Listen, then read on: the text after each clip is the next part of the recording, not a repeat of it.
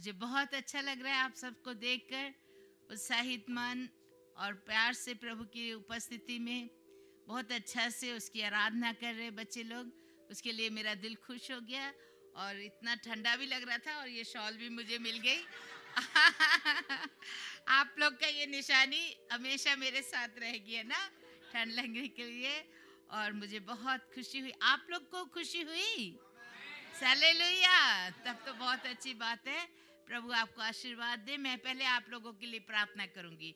आइए हम अपने सिरों को झुकाएं और परमेश्वर से प्रार्थना करें। क्या आपके इस गांव का नाम धापा खेल? ओके, प्रार्थना करेंगे। हे सर्वशक्तिमान सृष्टिकर्ता पिता परमेश्वर, तेरा धन्यवाद धन्यवाद प्रभु जी कि तू हमें यहाँ नेपाल के अंदर इस गांव धापा खेल में लेके आया। और इस कलीसिया ने, इन बच्चों ने, इन भाई बहनों ने बड़े प्यार से, आदर मान से प्रभु तेरी दासी का स्वागत किया है। तेरे वचन में लिखा है, जो कोई किसी प्रभु के दास का स्वागत करते हैं वो उसका प्रतिफल पाएंगे। और वो जो प्रभु तेरे दासों को ग्रहण करते हैं वो तुझे ग्रहण करते हैं और तू उसका प्रतिफल उनको देगा। प्रभु इन्होंने बहुत प्यार से तेरी दासी को तेरी बेटी जानकर अपने चर्च में हमें बोलने का मौका दिया है।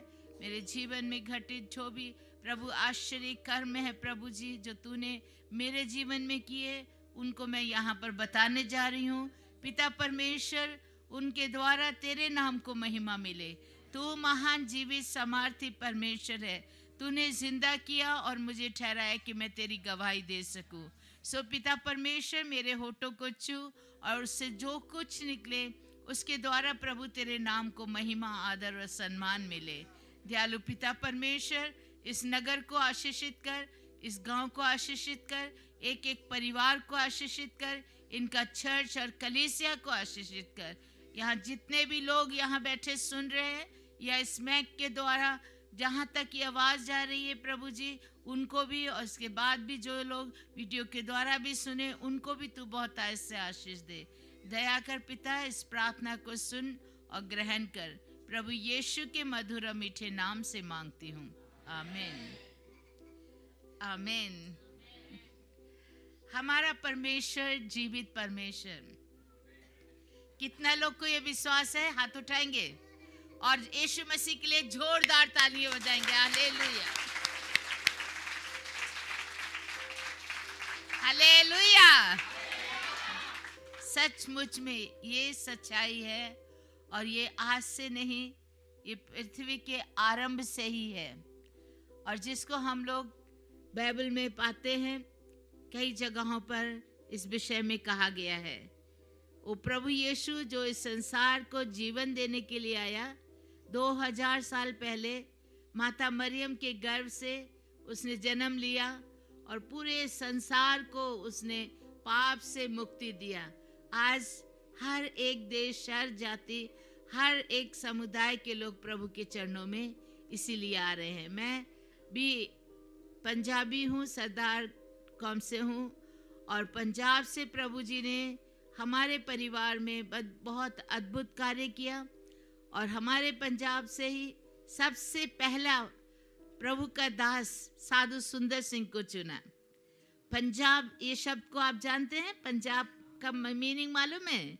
स्कूल में बताते हैं ना, पंज मतलब 5, आब मतलब नदियाँ, 5 नदियों का देश को पंजाब कहा जाता है। ठीक है, तो मैं आपको ये बताना चाहती हूँ कि उसी पंजाब से प्रभु ने अपने लिए 5 बड़े बड़े गवाह चुने हैं। उसमें सबसे पहला साधु सुंदर सिंह, जिन्होंने सारी दुनिया में जाके प्रभु का प्रचार किया। आपने नाम सुना है, किताब पढ़ा है ना साधु सुंदर सिंह का। उसके बाद थे साधु करतार सिंह, शायद नाम नहीं सुना।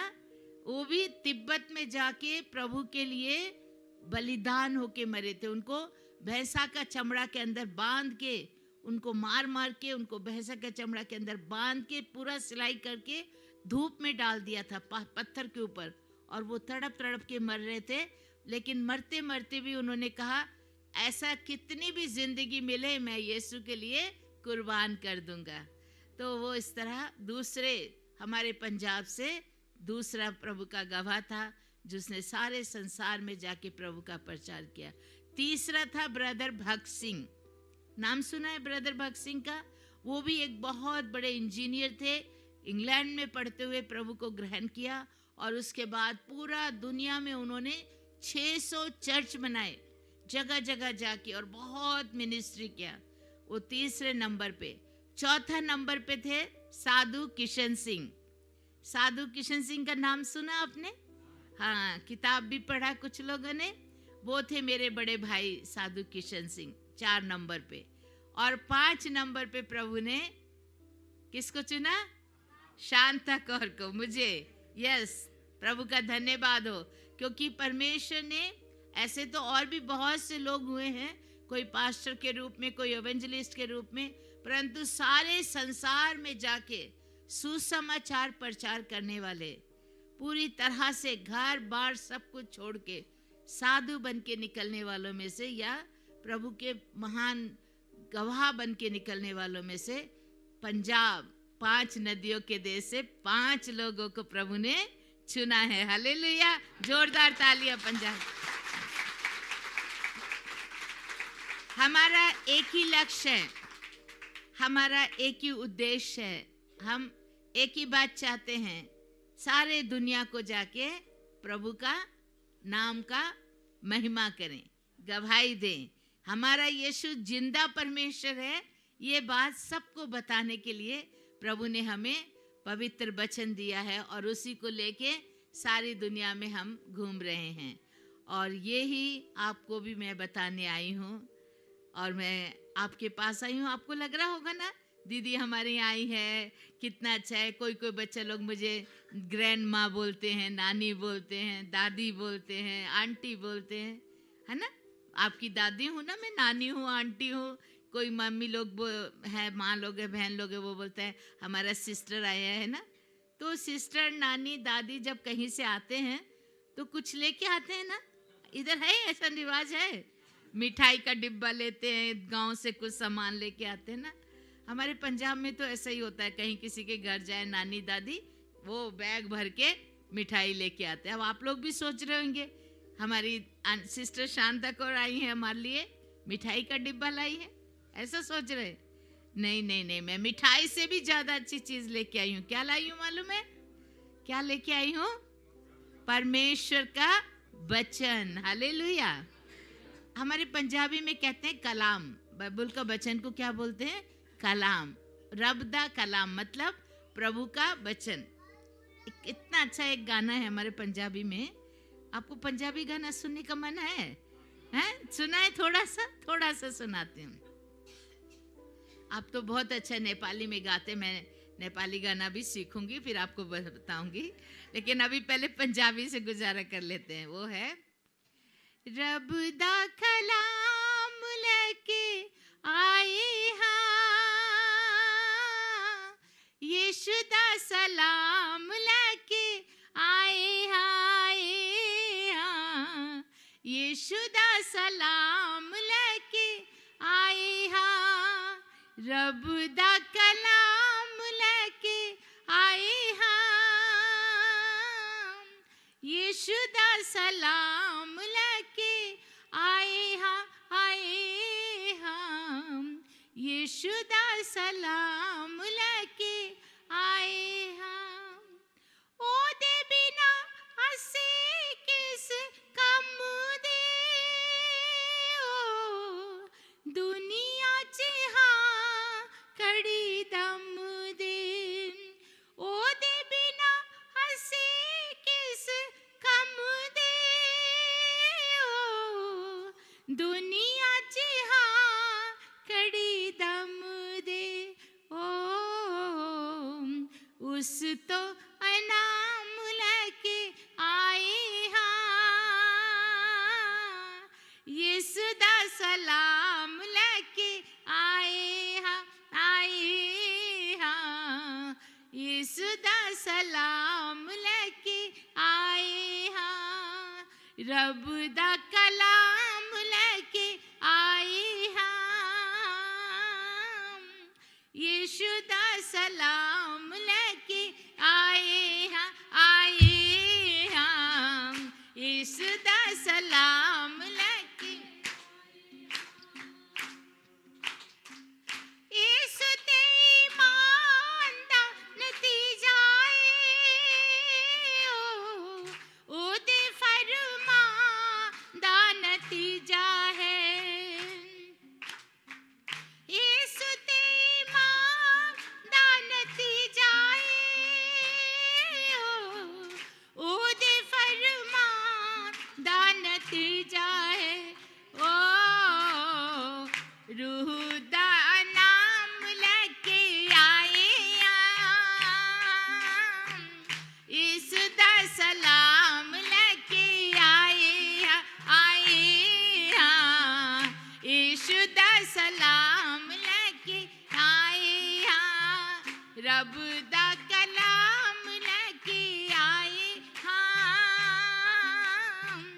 यीशु दा सलाम लेके आए हम, यीशु दा सलाम लेके आए हम, यीशु दा सलाम लेके आए हम। हालेलुया। यीशु का सलाम लेके आए, मालूम है? यीशु का शांति, यीशु का सलाम। आपको मालूम है सलाम बोलते हैं आप लोग? हाँ, मैं आपके पास प्रभु का वचन लेके आई हूँ और यीशु के शांति, यीशु का सलाम, यीशु का आशीर्वाद लेकर आई हूँ। खुशियाँ लेना चाहते हो आप लोग? हालेलुया। सबसे कीमती तोहफा है ना ये, तो प्रभु का धन्यवाद हो। और इसमें क्या कहा?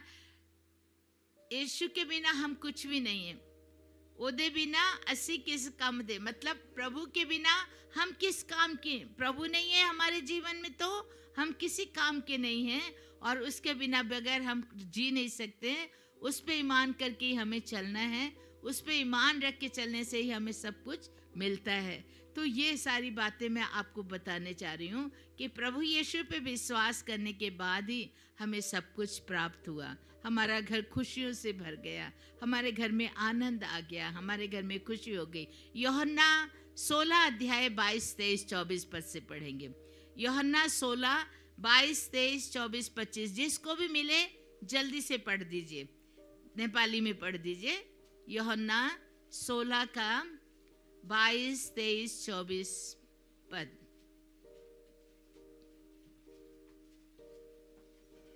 जिसको मिले पढ़ दीजिए। हाँ,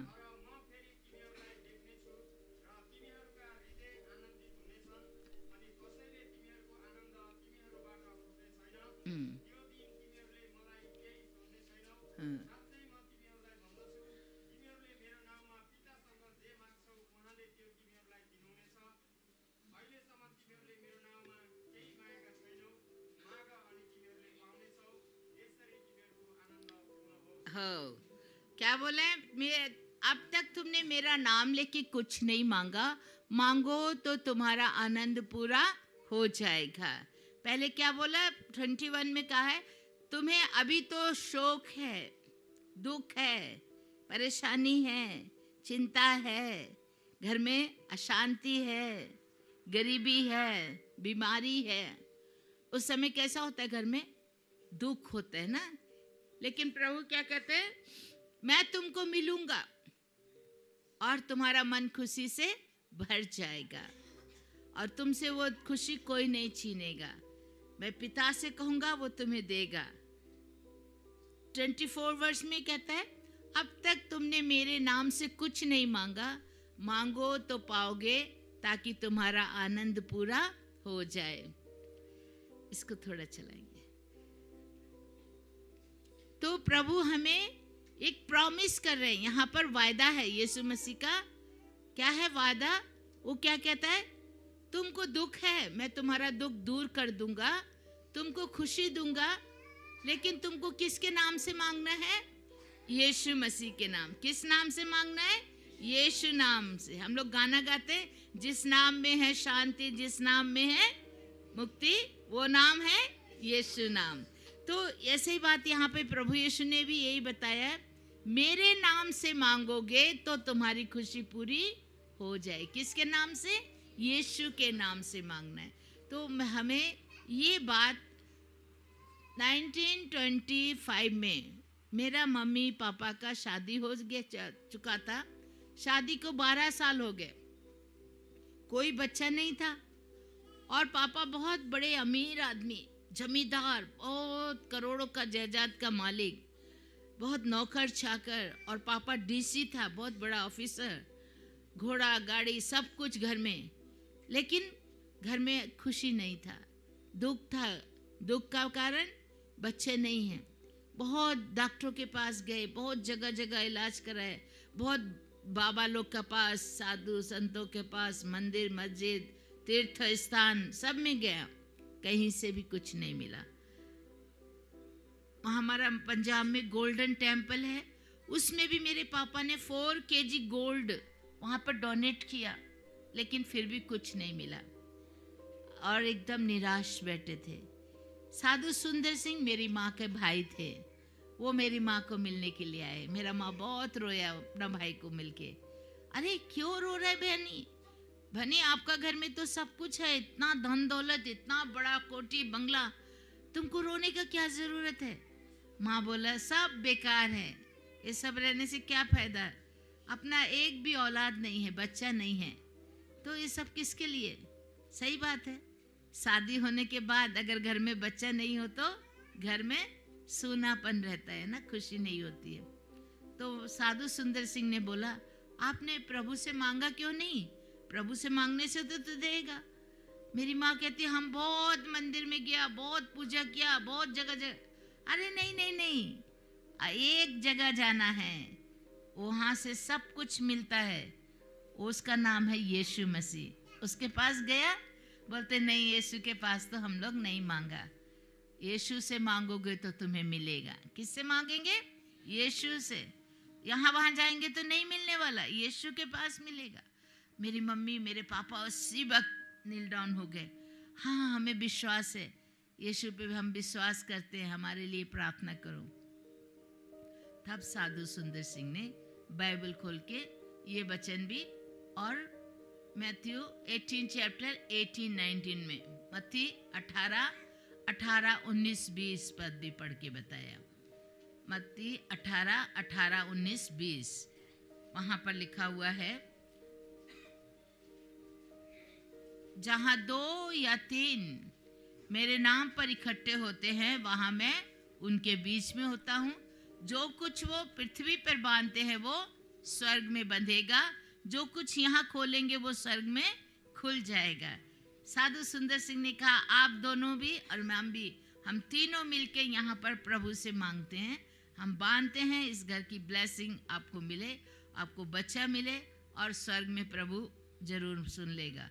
आप विश्वास कीजिए, अगर आप विश्वास करोगे तो परमेश्वर की महिमा को देख नहीं सकोगे। और इतना कह के साधु सुंदर सिंह ने दोनों हाथ रख के प्रार्थना किया। मेरा मम्मी पापा को दोनों को नील डाउन है, प्रार्थना किया। प्रार्थना करने के बाद उनको प्रभु ने दर्शन में बता दिया, और प्रभु का दास साधु सुंदर सिंह ने मेरा मम्मी पापा को बताया, आप चिंता मत करो, अगले साल तुम्हारे घर में बच्चे होंगे। क्या बोला?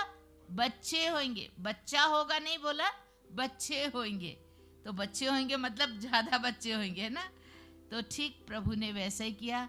दूसरा साल 1926 में 22 जुलाई का दिन मेरी माँ ने 2 बेटा को जन्म दिया, एक ही साथ 2 बेटा, और एकदम मोटा मोटा सुंदर सुंदर। पूरा शहर का लोग जमा होके, अरे बाप रे, इतना बड़ा खुशी एक भी नहीं होता था 12 साल, अभी हुआ तो दोनों एक ही साथ, और दोनों बेटा हुआ है, और दोनों मोटा मोटा बच्चा। खुशियाँ मनाई, बहुत बड़ा पार्टी, बहुत लोग आ गए, पूरा शहर का लोग आ गए, बड़ा बड़ा ऑफिसर लोग भी, बहुत गरीब लोग को मेरा पापा बहुत दान दिया। सब लोग का, हमारे पंजाब में नाचने गाने वाले भी आ गए, वो लोग को भी बहुत गिफ्ट वगैरह दे के भेजा। बहुत बड़ी खुशी मनाई जा रही थी। उसी समय साधु सुंदर सिंह आ गए। साधु सुंदर सिंह देखने आए मेरी प्रार्थना का उत्तर मिल गया कि नहीं। और साधु सुंदर सिंह ने आके मेरा पापा को पूछा, बोलो मेरा प्रभु ने मेरा प्रार्थना का उत्तर दिया है कि नहीं। मेरा पापा बोलते दिया है, आपका प्रभु ने, हमारा प्रभु ने हमें डबल आशीर्वाद दिया है। कितना? डबल, दो बेटा दिया है। और वो अंदर लेके आए मेरी मम्मी के पास। मम्मी ने दोनों बच्चों को साधु सुंदर सिंह को दिखाया। साधु सुंदर सिंह बहुत खुश हुए और उनको बोला, बहन प्रभु ने दिया, अपना काम प्रभु ने कर लिया, ठीक है। अभी तुमने प्रभु के लिए क्या करना है मालूम है? हम लोग प्रभु से मांगते रहते हैं, लेकिन प्रभु को क्या करते हैं हम लोग? क्या देना है प्रभु को? धन्यवाद देना है और धन्यवाद की भेंट भी देना है। मालूम है आपको? हम लोग खाली मांगते रहते हैं, प्रभु ये दे दे, प्रभु वो दे दे, प्रभु ये मिल जाता है तो खुशी, थैंक यू। हम लोग सोचते हैं अरे हमारा परिश्रम से हमको मिल गया। ऐसा नहीं। साधु सुंदर सिंह ने बताया, परमेश्वर का भाग परमेश्वर को देना है, आपका भाग आप रखना है। हाँ, वो कौन सा है भाग बताइए? तो साधु सुंदर सिंह ने बाइबल से बताया, पहला भाग परमेश्वर का है और 10वां भाग परमेश्वर। मालूम है आप लोग को? पहला भाग मतलब हर चीज का पहला फल, पेड़ का फल हो या सब्जी का हो या खेत का धान का हो, पहला वाला हम प्रभु को देना है। और अगर पेट का फल का, इसको बोलते पेट का गर्भ का फल, बच्चा, पहला बच्चा भी प्रभु का आशीष का होता है, उसको प्रभु के लिए डेडिकेट करना है। तो ये पहला बच्चा, इसमें जो दो पहला है उसको प्रभु के लिए अर्पण करना है। इतने सालों के बाद 2 बेटा एक साथ मिलाए, दोनों को गोद में लेके, एक को पापा एक को मम्मी लेके, कितना खुशी हो रहा है। लेकिन जैसे साधु सुंदर सिंह बोला पहला बेटा प्रभु को दान करना है, तुरंत मेरा माँ बोला हाँ मैं दूंगी, मेरे बेटा को मैं प्रभु को देने को तैयार हूँ, पहला बेटा ये है मेरा बोल के मेरा माँ ने पहला जो जन्म आया दुनिया में पहले आया उसको साधु सुंदर सिंह की गोद में डाल दिया। साधु सुंदर सिंह ने उसको गोद में लिया। लेने के बाद छोटे छोटे हाथ थे बच्चे के, ऐसे प्यार से खोल के देखना शुरू किया। जैसे उन्होंने हाथ खोला, दोनों हाथों में क्रूस का निशान और उसके ऊपर ऐसे राउंड चक्कर बना हुआ था। ऐसे ये रेखा है ना, ये रेखाओं में ऐसे लाइन है, ऐसे है और ऊपर ऐसे राउंड बना हुआ था। तो गोल चक्र देख के और क्रूस देख के साधु सुंदर सिंह ने कहा, देखो इस बच्चे के हाथों में प्रभु ने जन्म से ही क्रूस का निशान दे के भेजा है, इसको प्रभु ने अपने लिए चुन लिया है, ये उसका सेवा करेगा और उस सारी दुनिया में क्रूस उठा के जाकर सबको सुसमाचार प्रचार करेगा। इतना सुन के हमारे मम्मी पापा बहुत खुश हो गए। ठीक है, बहुत अच्छी बात है। और साधु सुंदर सिंह ने उसी वक्त उसको प्रभु के लिए डेडिकेट कर दिया और उसको नाम भी दे दिया। बोला ये साधु किशन सिंह कहलाएगा। क्रॉस इसका हाथ में है ना, इसलिए इसको साधु किशन सिंह का नाम से मैं वो करता हूँ। ये क्रूस उठा के चलने वाला प्रभु का शेर बनेगा और सारी दुनिया में जाके प्रभु का महिमा करेगा। और इतना ब्लेस करके साधु सुंदर सिंह बोले अपना सब चीज़ का 10वां भाग भी प्रभु को देते रहना। मेरा मम्मी पापा ने कहा हम आज ही करेंगे। सारी संपत्ति में से रुपया पैसा कपड़ा अनाज सोना गहना हर चीज़ का 10वां भाग गिन के मेरा मम्मी पापा ने गरीब लोग को बांट दिया। उधर चर्च नहीं, पास्टर नहीं, साधु सुंदर सिंह तो कोई पैसा किसी से लेते नहीं थे, गरीब लोगों को बांटने के लिए बोला। वो सब गरीबों को बांट किया और बांटने के बाद हमारे पापा बहुत खुश हो गए। 3 करोड़ के मालिक थे, प्रभु ने उनको और ज़्यादा देके 30 करोड़ के मालिक बना दिया। हालेलुया, 10 गुना ज़्यादा प्रभु ने दे दिया। 2 बेटों के बाद बच्चों की लाइन लगनी शुरू हो गई, एक के बाद एक, एक के बाद और 5 बेटा हो गया और 3 बेटियां हो गई, सब मिलके 10 बच्चे हुए। मैं हूँ नंबर 10 और मेरे बाद ही हुई बस। तो इस तरह परमेश्वर ने हमारा घर बच्चों से भी भर दिया, धन दौलत से भी भर दिया। और ये है प्रभु का अद्भुत कार्य, प्रभु का अद्भुत चमत्कार कि परमेश्वर ने अपनी आशीष को दिया। व्यवस्था विवरण 24 का 28 का व्यवस्था विवरण या व्यवस्था विवरण ही बोलते हैं नेपाली में, उसका 28 अध्याय का 1 से 14 पद में आप देखिए, वो वहाँ लिखा हुआ है कि यदि तुम परमेश्वर अपने प्रभु की आज्ञा का पालन करोगे, उसकी बात को मान के चलोगे, तो वो तुम्हें इस धरती पर सबसे श्रेष्ठ बनाएगा। और एक वचन से आगे लिखा है, तुम्हें सारी आशीषें मिलेंगी। तुम्हारे घर में भी आशीष होगी, तुम्हारे खेत में, तुम्हारे बच्चों पर, तुम्हारे गाय बैल भेड़ बकरी हर चीज पर आशीर्वाद होगा और तुम बढ़ते चले जाओगे। तुम्हें खरीदना नहीं, मांगना नहीं पड़ेगा, तुम बांटते रहोगे तो तुम्हारा खत्म नहीं होगा। और ये बात एकदम सच्ची हमारे घर में हुई। प्रभु ने इतना आशीष दे दिया, हमारा घर खुशियों से भर गया। हम 10 भाई बहनों को प्रभु ने अच्छी हेल्थ दी है। मैं आपके सामने बैठी हूँ ना, इतनी मोटी मोटी, मैं पतली हूँ अपने घर में, बाकी मेरा भाई लोग सब मोटा मोटा ताजा ताजा। सबको प्रभु ने अच्छा हेल्थ दिया, अच्छा नॉलेज दिया, अच्छा धन संपत्ति दिया, क्योंकि प्रभु जब देता है तो सब कुछ अच्छा होता है। तो इस तरह हमारे परिवार से प्रभु ने हम 2 बहन भाई को चुना।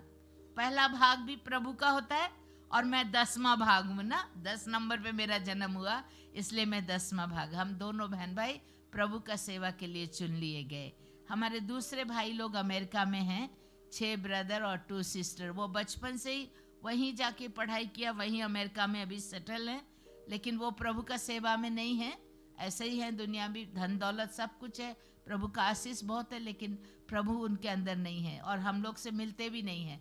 उन लोगों ने हमें छोड़ दिया, लेकिन हमारे प्रभु ने हमें नहीं छोड़ा है और हम सारी दुनिया में प्रभु का प्रचार करते। मेरे भाई साधु किशन सिंह जब 14 साल की उम्र का हुआ, उस समय हमारा पापा का थोड़ा मन बदल गया था। पापा जी चाहते थे हम घर में रह के प्रार्थना करेंगे, और हमेशा मेरे भैया को बोलते, तुम साधु सुंदर सिंह की तरह साधु मत बनना बेटा, साधु बनने में बहुत कष्ट होता है, दुख उठाना पड़ेगा, गांव गांव जाके पैदल चलना पड़ेगा, कोई रहने को जगह नहीं मिलेगी, रास्ते में सोना पड़ेगा, लोग मारेंगे पीटेंगे, तकलीफ देंगे। अरे अपना घर में इतना धन दौलत है, किस लिए बाहर जाना, घर में रह के सब सीखो, ऐसे बोलते थे। लेकिन मेरी माँ क्या बोली, नहीं, तुम यीशु का बेटा है, तुमको मैंने यीशु के लिए दिया। यीशु ने मरकज 16 उसके 15-16 में कहा है, सारे जगत में जाके सुसमाचार प्रचार करना है। किसकी बात माननी चाहिए, यीशु मसीह की। और वो ही मेरी माँ ने मेरे भैया साधु किशन सिंह को सिखाया।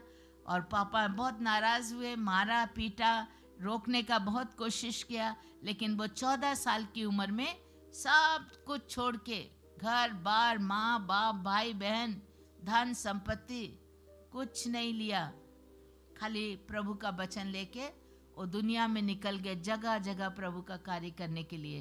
बहुत कष्ट, 14 साल का लड़का कितना बड़ा होता है, कोई ज़्यादा नहीं ना, कितना मुश्किल होता है उस समय चलना। और मेरा मम्मी ने क्या बोला, बेटा ऐसा जगह में जाना जहाँ कोई भी यीशु को नहीं जानता है, वहाँ जाके तुम प्रचार करना।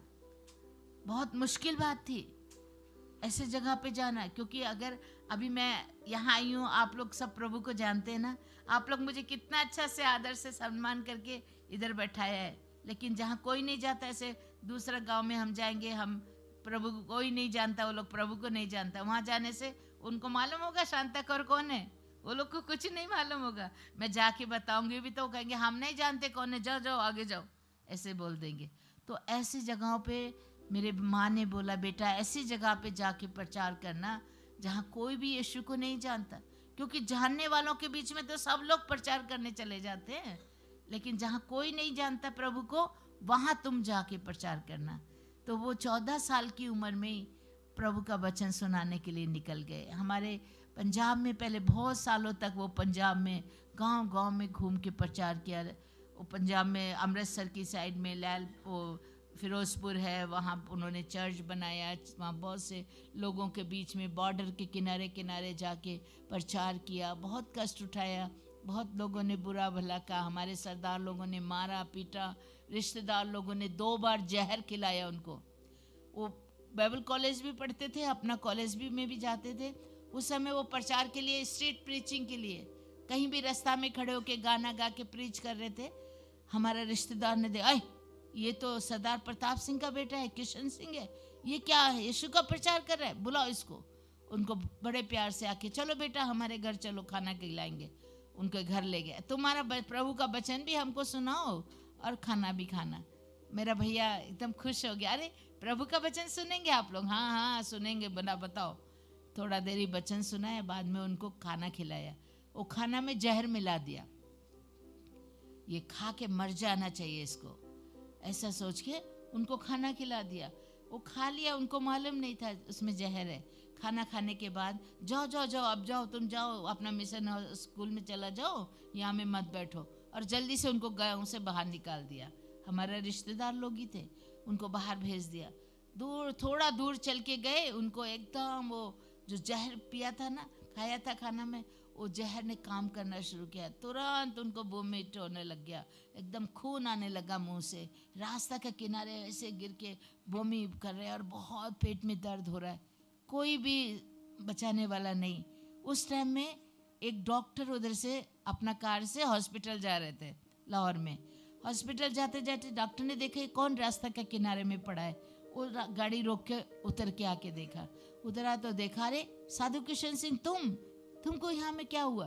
कहते नहीं, वो मेरे रिश्तेदारों के घर में खाना खा के आ रहा हूँ, पता नहीं क्या हुआ, वॉमिटिंग हो रहा है। वो डॉक्टर तुरंत गाड़ी में उठा के हॉस्पिटल में ले गया, एडमिट किया। एडमिट करते ही वहाँ सब डॉक्टर लोगों ने जब टेस्ट किया, कहते बाप रे इसको तो फूड पॉइजनिंग हुआ है, बेटा तुमको जहर दिया गया है। अब मेरे भाई समझ गया, अच्छा वो लोगों ने मुझे धोखे से घर में बुला के हमको जहर दे के मारने का कोशिश किया। कोई बात नहीं है, मेरा परमेश्वर बचाएगा, आप लोग प्रार्थना करो। वो इतना डॉक्टर लोग थे, सब क्रिश्चियन डॉक्टर है, सब लोगों ने इनके लिए ट्राई किया, प्रार्थना किया। थोड़ी देर के बाद मेरे भाई ठीक हो गया, हालेलुया, और वो जिंदा हो गया। इस तरह उनको उसी जगह 2 बार जहर दिया गया। एक बार वो कहीं प्रचार के लिए गए तो उनको लाठियों से भी मार के भागो यहाँ से, तुम यीशु का प्रचार यहाँ नहीं कर सकता है। उतना उनको तकलीफ दिया, पंजाब के अंदर ही लाहौर लैलपुर में उनको रहने नहीं दिया। फिर वो वहाँ से निकल के लद्दाख, कश्मीर, तिब्बत, मध्य प्रदेश, जगह जगह घूम घूम के प्रचार करना, बहुत कष्ट उठाया उनको। जब लद्दाख में गए, वहाँ जाके प्रचार किया। वो लोग बहुत निष्ठुर लोग हैं, वो कहते हैं नहीं हम लोग किसी को हाथ से नहीं मारते हैं, लेकिन हम लोग को बताना है आपका परमेश्वर बड़ा है कि हमारा परमेश्वर बड़ा है, हमको इसका प्रमाण दो, हमको अभी दिखाओ। उसको एकदम परीक्षा करते थे वो लोग। कहते क्या है आपका बाइबल में लिखा है बताओ। तो मेरा भैया बताया, सदरक मिशक अबेदनगो को आग में डाल दिया था, लेकिन प्रभु ने उनको आग से बचाया। क्योंकि यशाया 43 और उसके पहला दूसरा पद में लिखा है, जब तू आग में चलेगा तो आग तुझको नहीं जलाएगी, जब तू नदियों में से जाएगा तो नदियां तुझे नहीं डुबोएंगी। तो सदरक मिशक अबेदनगो को 3 लोग को आग में डाल दिया गया था, बांध के आग में डाला, लेकिन वो लोग नहीं जल रहे थे। राजा बोलते ये क्या हुआ, ये लोग को आग में डाला और ये लोग तो जल नहीं रहे, क्या कर रहे हैं? देखा भट्टी में ऊपर से झांक के देखा, वो लोग आग के बीच में बड़े आराम से चल फिर रहे हैं। और राजा हैरान होकर बोलता है हम लोग तो 3 आदमी को डाला था ना इधर, हाँ लेकिन इधर तो 4 दिख रहे हैं, और चौथा किसका जैसा है? प्रभु परमेश्वर का जैसा। हालेलुया। और वो लोग हैरान हो गए, कहते इन लोग को निकालो, अरे इनको तो हम नहीं मार सकते, इनका परमेश्वर इनके साथ है। और जब उनको निकाला तो राजा ने बोला तुम्हारा परमेश्वर ही जीवित परमेश्वर है। हालेलुया। और सबको बोला, सब लोग सदरक मिशक अबेदनगो के परमेश्वर को ही मानना होगा, इनका परमेश्वर सच्चा परमेश्वर है। तो ये स्टोरी जब उन लोग को, लद्दाख का लोग को बताया, वो कहते हैं हाँ बस बस बस हम लोग सुन लिया, आपका परमेश्वर आग से बचा सकता है ना? हाँ बिल्कुल बचा सकता है। तो ठीक है हम लोग भी करके देखेंगे। वो लोगों ने क्या किया, बहुत सारा लकड़ी जल्दी जल्दी ले आए, सूखा लकड़ी, और डाल दिया और उसको जला दिया। जलने के बाद पूरा यहाँ से वहाँ तक इतना लंबा जगह में आग जलने लग गई। जलने के बाद वो अपना पूरा गांव में ढोल बजा के सब लोग को बुला लिया, आ जाओ एक तमाशा हो रहा है। एक साधु आया है, वो ऐसा बोलता है उसका भगवान आग से भी नहीं जलने देता है, बचा लेता है, हम सब लोग देखेंगे।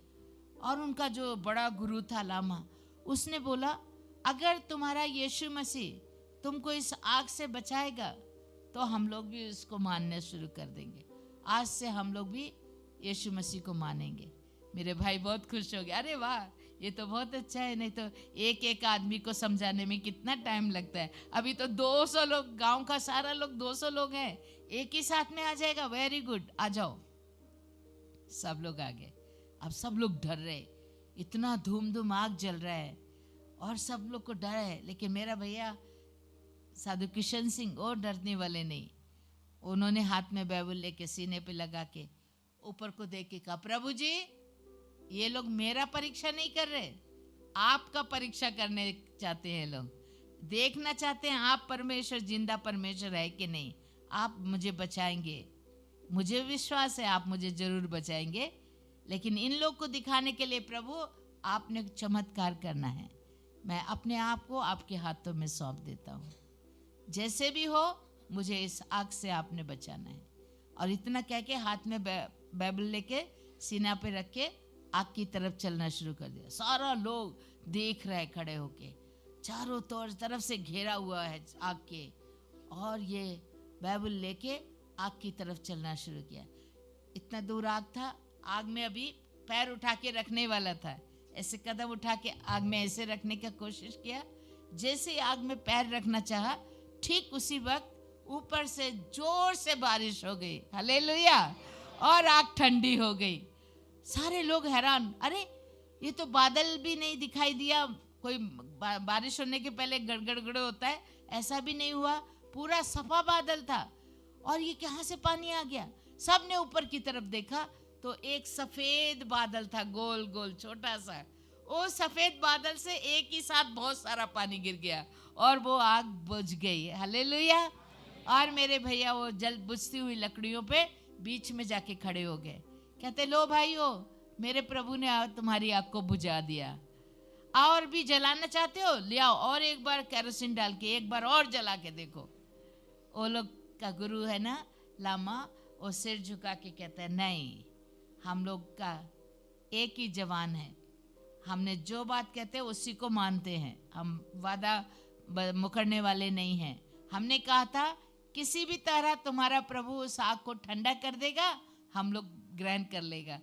बारिश का मौसम भी नहीं है, कुछ भी नहीं है। अचानक बारिश का पानी गिरा और वो भी एक सफेद बादल से। काले काले बादलों से पानी गिरता है, यहाँ सफेद बादल से पानी गिरा। ये जरूर प्रभु का दूत लोग, स्वर्गदूत लोग कोई बड़ा डेगचा पानी का उल्टा दिया, ऐसा गिरा था। तो ये अद्भुत चमत्कार था। वो सब लोग सिर झुका के वहीं पर नील डाउन होके हाथ जोड़ के बोले, आज से यीशु ही हमारा प्रभु है। हालेलुया। और वो सब ने यीशु को ग्रहण किया। इसी तरह एक दूसरे गांव वालों ने सुना, वो कहते हैं, अरे हमारे गांव में भी आइए, हमारे गांव में आइए। वहां गए, उन लोगों ने भी देखा। उन्होंने 2 सांप लेके आ गए। कहते मरकस 15-16-17 में लिखा है, जो बपतिस्मा लेगा उसका उद्धार होगा और उसको तरह तरह की प्रभु आशीष दी है। वो नाना भाषा बोलेगा, दुष्ट आत्माओं को निकालेगा, सांपों को उठा लेगा तो भी नुकसान नहीं होगा, जहर पिएगा तो भी नहीं मरेगा। वो लोग बोलते, क्या सांप से कुछ नहीं होगा? सांप का जहर से आप नहीं मरेंगे? बोले नहीं, प्रभु बचाएगा। वो लोग बोलते ठीक है, हम लेके आते। 2 नाग सांप, इतना मोटा मोटा है ना, एकदम कोबरा, किंग कोबरा बोलते हैं ना, वो लेके आ गए। वो लोग अपने दुश्मन को लिए वो पाल के रखते हैं घरों में। सपेरा का हाथ में 2 सांप लेके आ गए। कहते हैं हम लोग टेस्ट करेंगे, जैसे उन लोगों ने टेस्ट किया हम भी टेस्ट करेंगे, आपका प्रभु बचाएगा कि नहीं। मेरे भैया ने कहा जरूर बचाएगा, मेरा यीशु सब कुछ कर सकता है। वही आंखें बंद करके एक ही बात बोला, प्रभु ये लोग मेरा परीक्षा नहीं कर रहे, आपकी परीक्षा कर रहे, आप कुछ करो। जैसे उन्होंने आंखें बंद की और उनको कहा लगाओ सांप, मुझे मालूम है मेरा यीशु मुझे बचाएगा। और वो भयंकर नाग 2 वो लोग ला के सीधा मेरे भाई का इधर सिर में काटने को दिया, यहाँ पर कनपट्टी में ना, यहाँ पर जो जहर चढ़े तो बहुत मुश्किल होता है। जैसे वो सांप को थोड़ा ढीला किया, वो सांपों ने टक करके इधर डंक मार दिया। दोनों तरफ से नाग सांप ने काटते ही एकदम मेरे भाई का एकदम सिर ऐसे चकराने लग गया, आंखों के आगे अंधेरा हो गया। तुरंत उन्होंने बाइबल को लेके वो इस जगह में भी रखा, इस जगह भी रखा। वचन जो है जीवनदायक वचन है और ये वचन में बहुत सामर्थ है। प्रभु का वचन बहुत ताकत वाला है। उन्होंने वचन रख के कहा, प्रभु जी तेरे जीवनदायक वचन को मैं लगाता हूँ, जो जहर अंदर गया है अभी बाहर निकल जा, आउट, अभी निकल जा जहर। दोनों तरफ से ऐसे रख के बोला। जैसे उन्होंने बोला वो अंदर से पूरा काला काला खून निकलना बहना शुरू हो गया। थाक थाक थाक अपने आप काला खून निकल गया और पूरा जहर निकल गया। जहर निकलने के बाद उनका आंख एकदम सफा हो गया। वो बाइबल लेके वो पढ़ना शुरू कर दिया, प्रभु का वचन, हालेलुया। और वचन देने लगे। वो लोग देख रहे हैं, सब लोग आंखें फाड़ के, अभी गिर जाएगा, अभी मर जाएगा। लेकिन मेरा भाई 1 घंटा खड़ा होकर प्रचार किया, हालेलुया।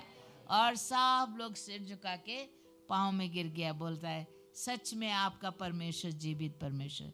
नाग सांप, एक सांप ही काट ले तो आदमी 2 मिनट में खत्म हो जाता है। ये 2 सांपों ने काटा है, आप जिंदा है। 1 घंटा हम लोग देखते रहे, आपको कुछ नहीं हुआ।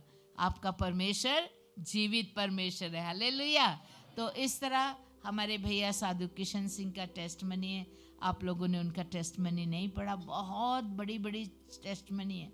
उनको सांप से भी, शेर से भी प्रभु ने बचाया। एक बार शेर का गुफा में 4 दिन तक उनको मजबूरी में रहना पड़ा। वो पूरा घायल हो चुके थे और वहाँ पे शेर का गुफा में जाके वो फंस गए थे। उठना बैठना मुश्किल हो गया।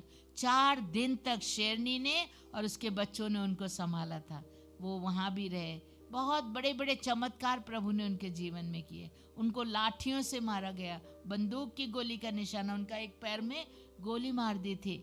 और उनके गोली लगने के बाद डॉक्टरों ने कहा था इस पैर को काटना पड़ेगा, सेप्टिक हो गया। उन्होंने कहा नहीं, मेरा प्रभु के लिए ये पैर है, मैं सब जगह जाके सेवा करना हूँ। लंगड़ा हो जाऊंगा तो मैं कहीं नहीं जा पाऊंगा, प्रभु इसको ठीक करना है। ऐसे ही प्रार्थना करके तेल लगाया, बस तेल लगाने से पैर ठीक हो गया, हालेलुया। प्रभु का लोगों को प्रभु चंगाई देता है, प्रभु चंगा करने वाला है।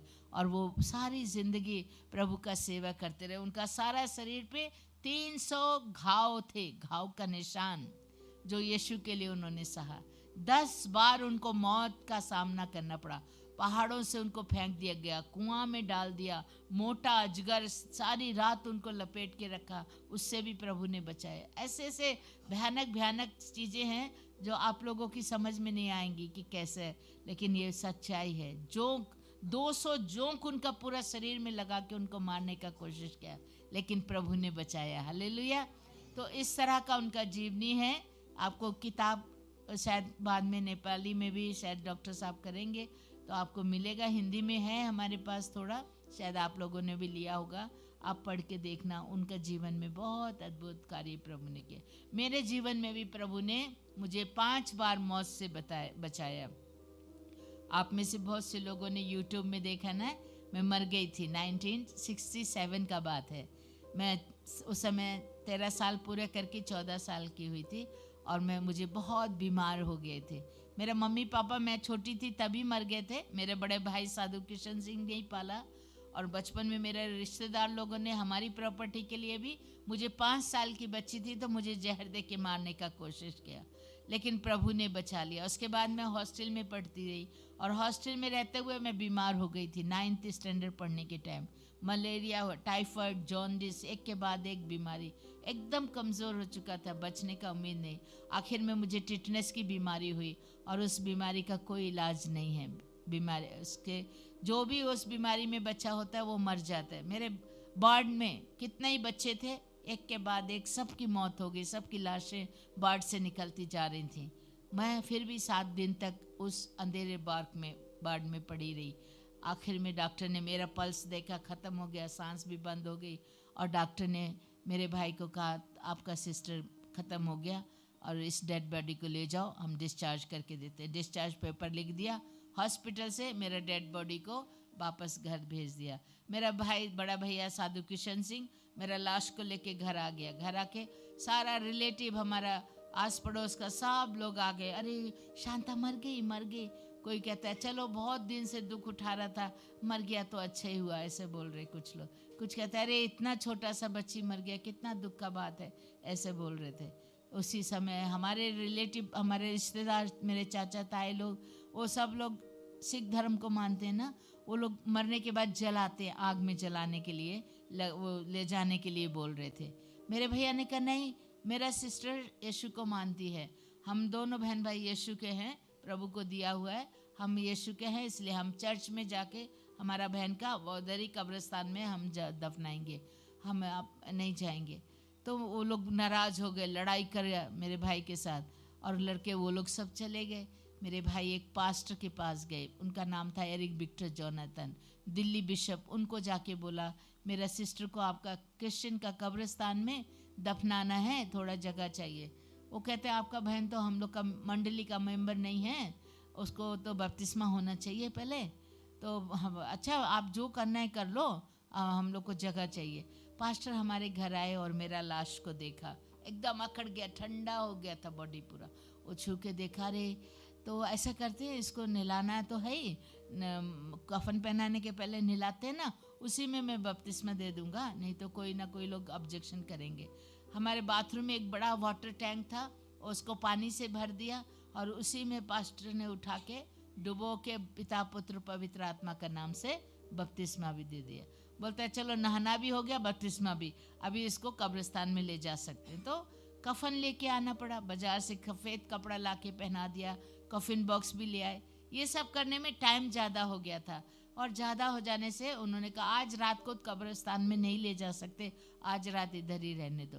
और इतना बोल के पास्टर प्रार्थना करके अपने घर चले गए, और मेरे भैया अकेले वहाँ थे। दूसरे पड़ोसी लोग, रिश्तेदार, वो लोग भी सब चले गए, उनको भी नींद आ रहा था। उन्होंने कहा मैं इधर बैठ के क्या करना है, चलो मैं भी सो जाता हूँ।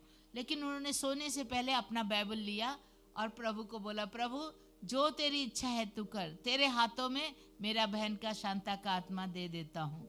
और इतना कह के अपना बाइबल मेरे सिर के पास रख दिया, और बाइबल रखे वो अपने बिस्तर पे जाके सो गए। जैसे वो सोए, परमेश्वर ने अद्भुत कार्य किया। अचानक मेरे रूम में एक बड़ा लाइट आ गया, और लाइट को देख के मैंने आंखें खोल दी। मेरा आत्मा ने आंखें खोल के देखा, 2 एंजल खड़े थे, बड़े बड़े स्वर्गदूत, और उन्होंने मुझे कहा तुम्हें यीशु के पास जाना है, यीशु बुला रहा है तुम्हें। और मैं बहुत खुश होगी, मैं यीशु के पास लेके जा रहे हैं। और उन्होंने, एक ने इधर से हाथ पकड़ा, एक ने इधर से पकड़ा, और मुझे हवा में उड़ा के लेके जाने लगे। वो भी उड़ रहे, मैं भी उड़ रही हवा में। बहुत सुंदर लग रहा था, एकदम बादलों पे उड़ते उड़ते, बहुत सुंदर सुंदर बादल थे, और चलते चलते चलते एकदम ऊंची जगह पे जा रहे थे। कहाँ मुझे वो नहीं मालूम, लेकिन बहुत खूबसूरत जगह, एक जगह इतनी सुंदर गार्डन, पेड़ पौधे, फूल, बहुत सफ़ा सफ़ा जगह थी। और एक जगह पहुँचे तो पूरा सोने का घर ही घर, सोने का नगरी, जैसे सोने का देश में पहुँच गया। सारे घर सोने के बने हैं, सड़कें भी सोने की बनी हैं। और ऐसे सड़कों पर चल के हम एक बड़े हॉल के सामने पहुँचे, और अचानक वो गेट खुल गया। गेट खुलते ही अंदर से बहुत रोशनी आई, और रोशनी देख के मैंने ऐसे सिर नीचे झुकाया, इतना लाइट देख नहीं पा रही थी। और जैसे ही आंखें उठा के देखा, अंदर की तरफ देखा, तो बहुत बड़ा एक सिंहासन रखा हुआ था, सोने का सिंहासन, और उसमें बड़े बड़े डायमंड चमक रहे थे। और उस सिंहासन के ऊपर यीशु राजा बैठा हुआ था, एक बड़े राजा के रूप में सिंहासन पर यीशु मसीह बैठे देखा। और उनके सामने स्वर्गदूत मुझे ले जाके खड़ा कर दिया, और स्वर्गदूत सिर से टाके पीछे की ओर चले गए। और उस समय मैंने देखा प्रभु यीशु जो बड़े सिंहासन पे बैठे, इस साइड में भी, इस साइड में भी बहुत से लोग बैठे थे, और सामने बहुत से लोग प्रभु का स्तुति कर रहे, युगान युग जीता पवित्र पवित्र पवित्र सेनाओं का परमेश्वर तेरी जय हो बोल के, यीशु तेरी जय हो बोल रहे। तो मैं थोड़ा सिर ऊपर उठा के मैं देखूं कहाँ हूँ मैं, और मैंने नीचे से प्रभु का पैर के नीचे पास से एकदम देखना, एकदम शाही ड्रेस पहना हुआ है ना प्रभु ने, राजा का जैसा, और ऐसे पहनते पहनते उनके हाथ ऐसे रखे हुए वो भी दिखाई दिए। और ऊपर जब मैंने देखा प्रभु का चेहरा कैसा है, ऐसे करके मैं ऊपर उनके चेहरे की तरफ देखने के लिए अपनी आंखें ऊपर उठाई। जैसे मैंने ऊपर आंखें उठाई तो मुझे वहाँ कोई रूप नहीं दिखाई दिया, पर बहुत तेज रोशनी, और एक राउंड गोल चक्र बना हुआ था लाइट का, बहुत तेज, जैसे सूर्य होता है ना, एकदम तेज सूरज चमकता है तो कैसा होता है, ऐसा प्रभु जी के चेहरा का ऊपर एक बड़ा सूर्य चमक रहा था। और उसको देख के मैं डर गई और सिर नीचे कर लिया। जैसे मेरा सिर झुका, उसी वक्त बड़ी मीठी आवाज आई और एक हाथ मेरे सिर पे रखा प्रभु ने और मुझे कहा, बेटी शांता, तुझे ये जीवन मैं वापस लौटाता हूँ। तू दुनिया में जा और जाके सबको बता, मैं ही जिंदा खुदा हूँ और मैं बहुत जल्दी आने वाला हूँ। इतना कह के प्रभु जी ने मेरे सिर पे हाथ रख के मुझे नीचे की ओर भेज दिया और मैं एकदम ऊपर स्वर्ग से गिरते गिरते गिरते गिरते एकदम नीचे, ऐसा लगा जैसे खाई में गिरी हूँ। जमीन पे जैसे मेरे पैर लगे मुझे होश आ गया। मैंने आंखें खोल के चारों ओर देखा, मैं कहाँ हूँ, मैं कहाँ से गिरी हूँ। फिर ऊपर की तरफ देखा तो हमारी छत खुली हुई है। बहुत 3 स्टोरी का बड़ा कोठी बिल्डिंग था दिल्ली में, वो पूरा खुला है और ऊपर से एकदम स्वर्ग तक एक बड़ी लाइट फोकस हो रही थी। और मैं समझ गई, ओ प्रभु ने मुझे स्वर्ग से वापस दुनिया में भेज दिया, हालेलुया। और मैं बहुत खुश हो गई। और इतने में मैं अपने भैया को बताने लगी, भैया जल्दी आओ, देखो स्वर्ग खुला है, प्रभु मुझे स्वर्ग से नीचे छोड़ के जा रहे हैं। स्वर्ग से उतार भेजा है प्रभु ने मुझे वापस। मेरे भाई सोए हुए थे, उनकी नींद नहीं खुली। मैं उनके फिर नजदीक जाके, भैया भैया उठो। वो कहते, कौन है तू, क्या चाहिए? मैं क्या, मैं शांता आपकी बहन। कहते, शांता? वो तो मरी पड़ी है, उसकी लाश वहाँ है, तू कौन है, अपना नाम बता। मैं कहा, आप आंखें खोल के तो देखो, मैं ही हूँ, मुझे यीशु ने जिंदा कर दिया। इतना सुनते मेरे भाई ने आंखें खोल के मुझे देखा और मैं वो सफ़ेद कफन का कपड़ा पहनी थी ना, सफ़ेद, वो कपड़े में से लाइट निकल रही थी। मेरे भाई डर गया, वो बोलने लगे, अरे मेरे बहन भूतनी बन के आ गई है। और उठ के कहता है, शैतान चली जाए यहाँ से। मैं क्या, भैया शैतान नहीं, शांता हूँ मैं।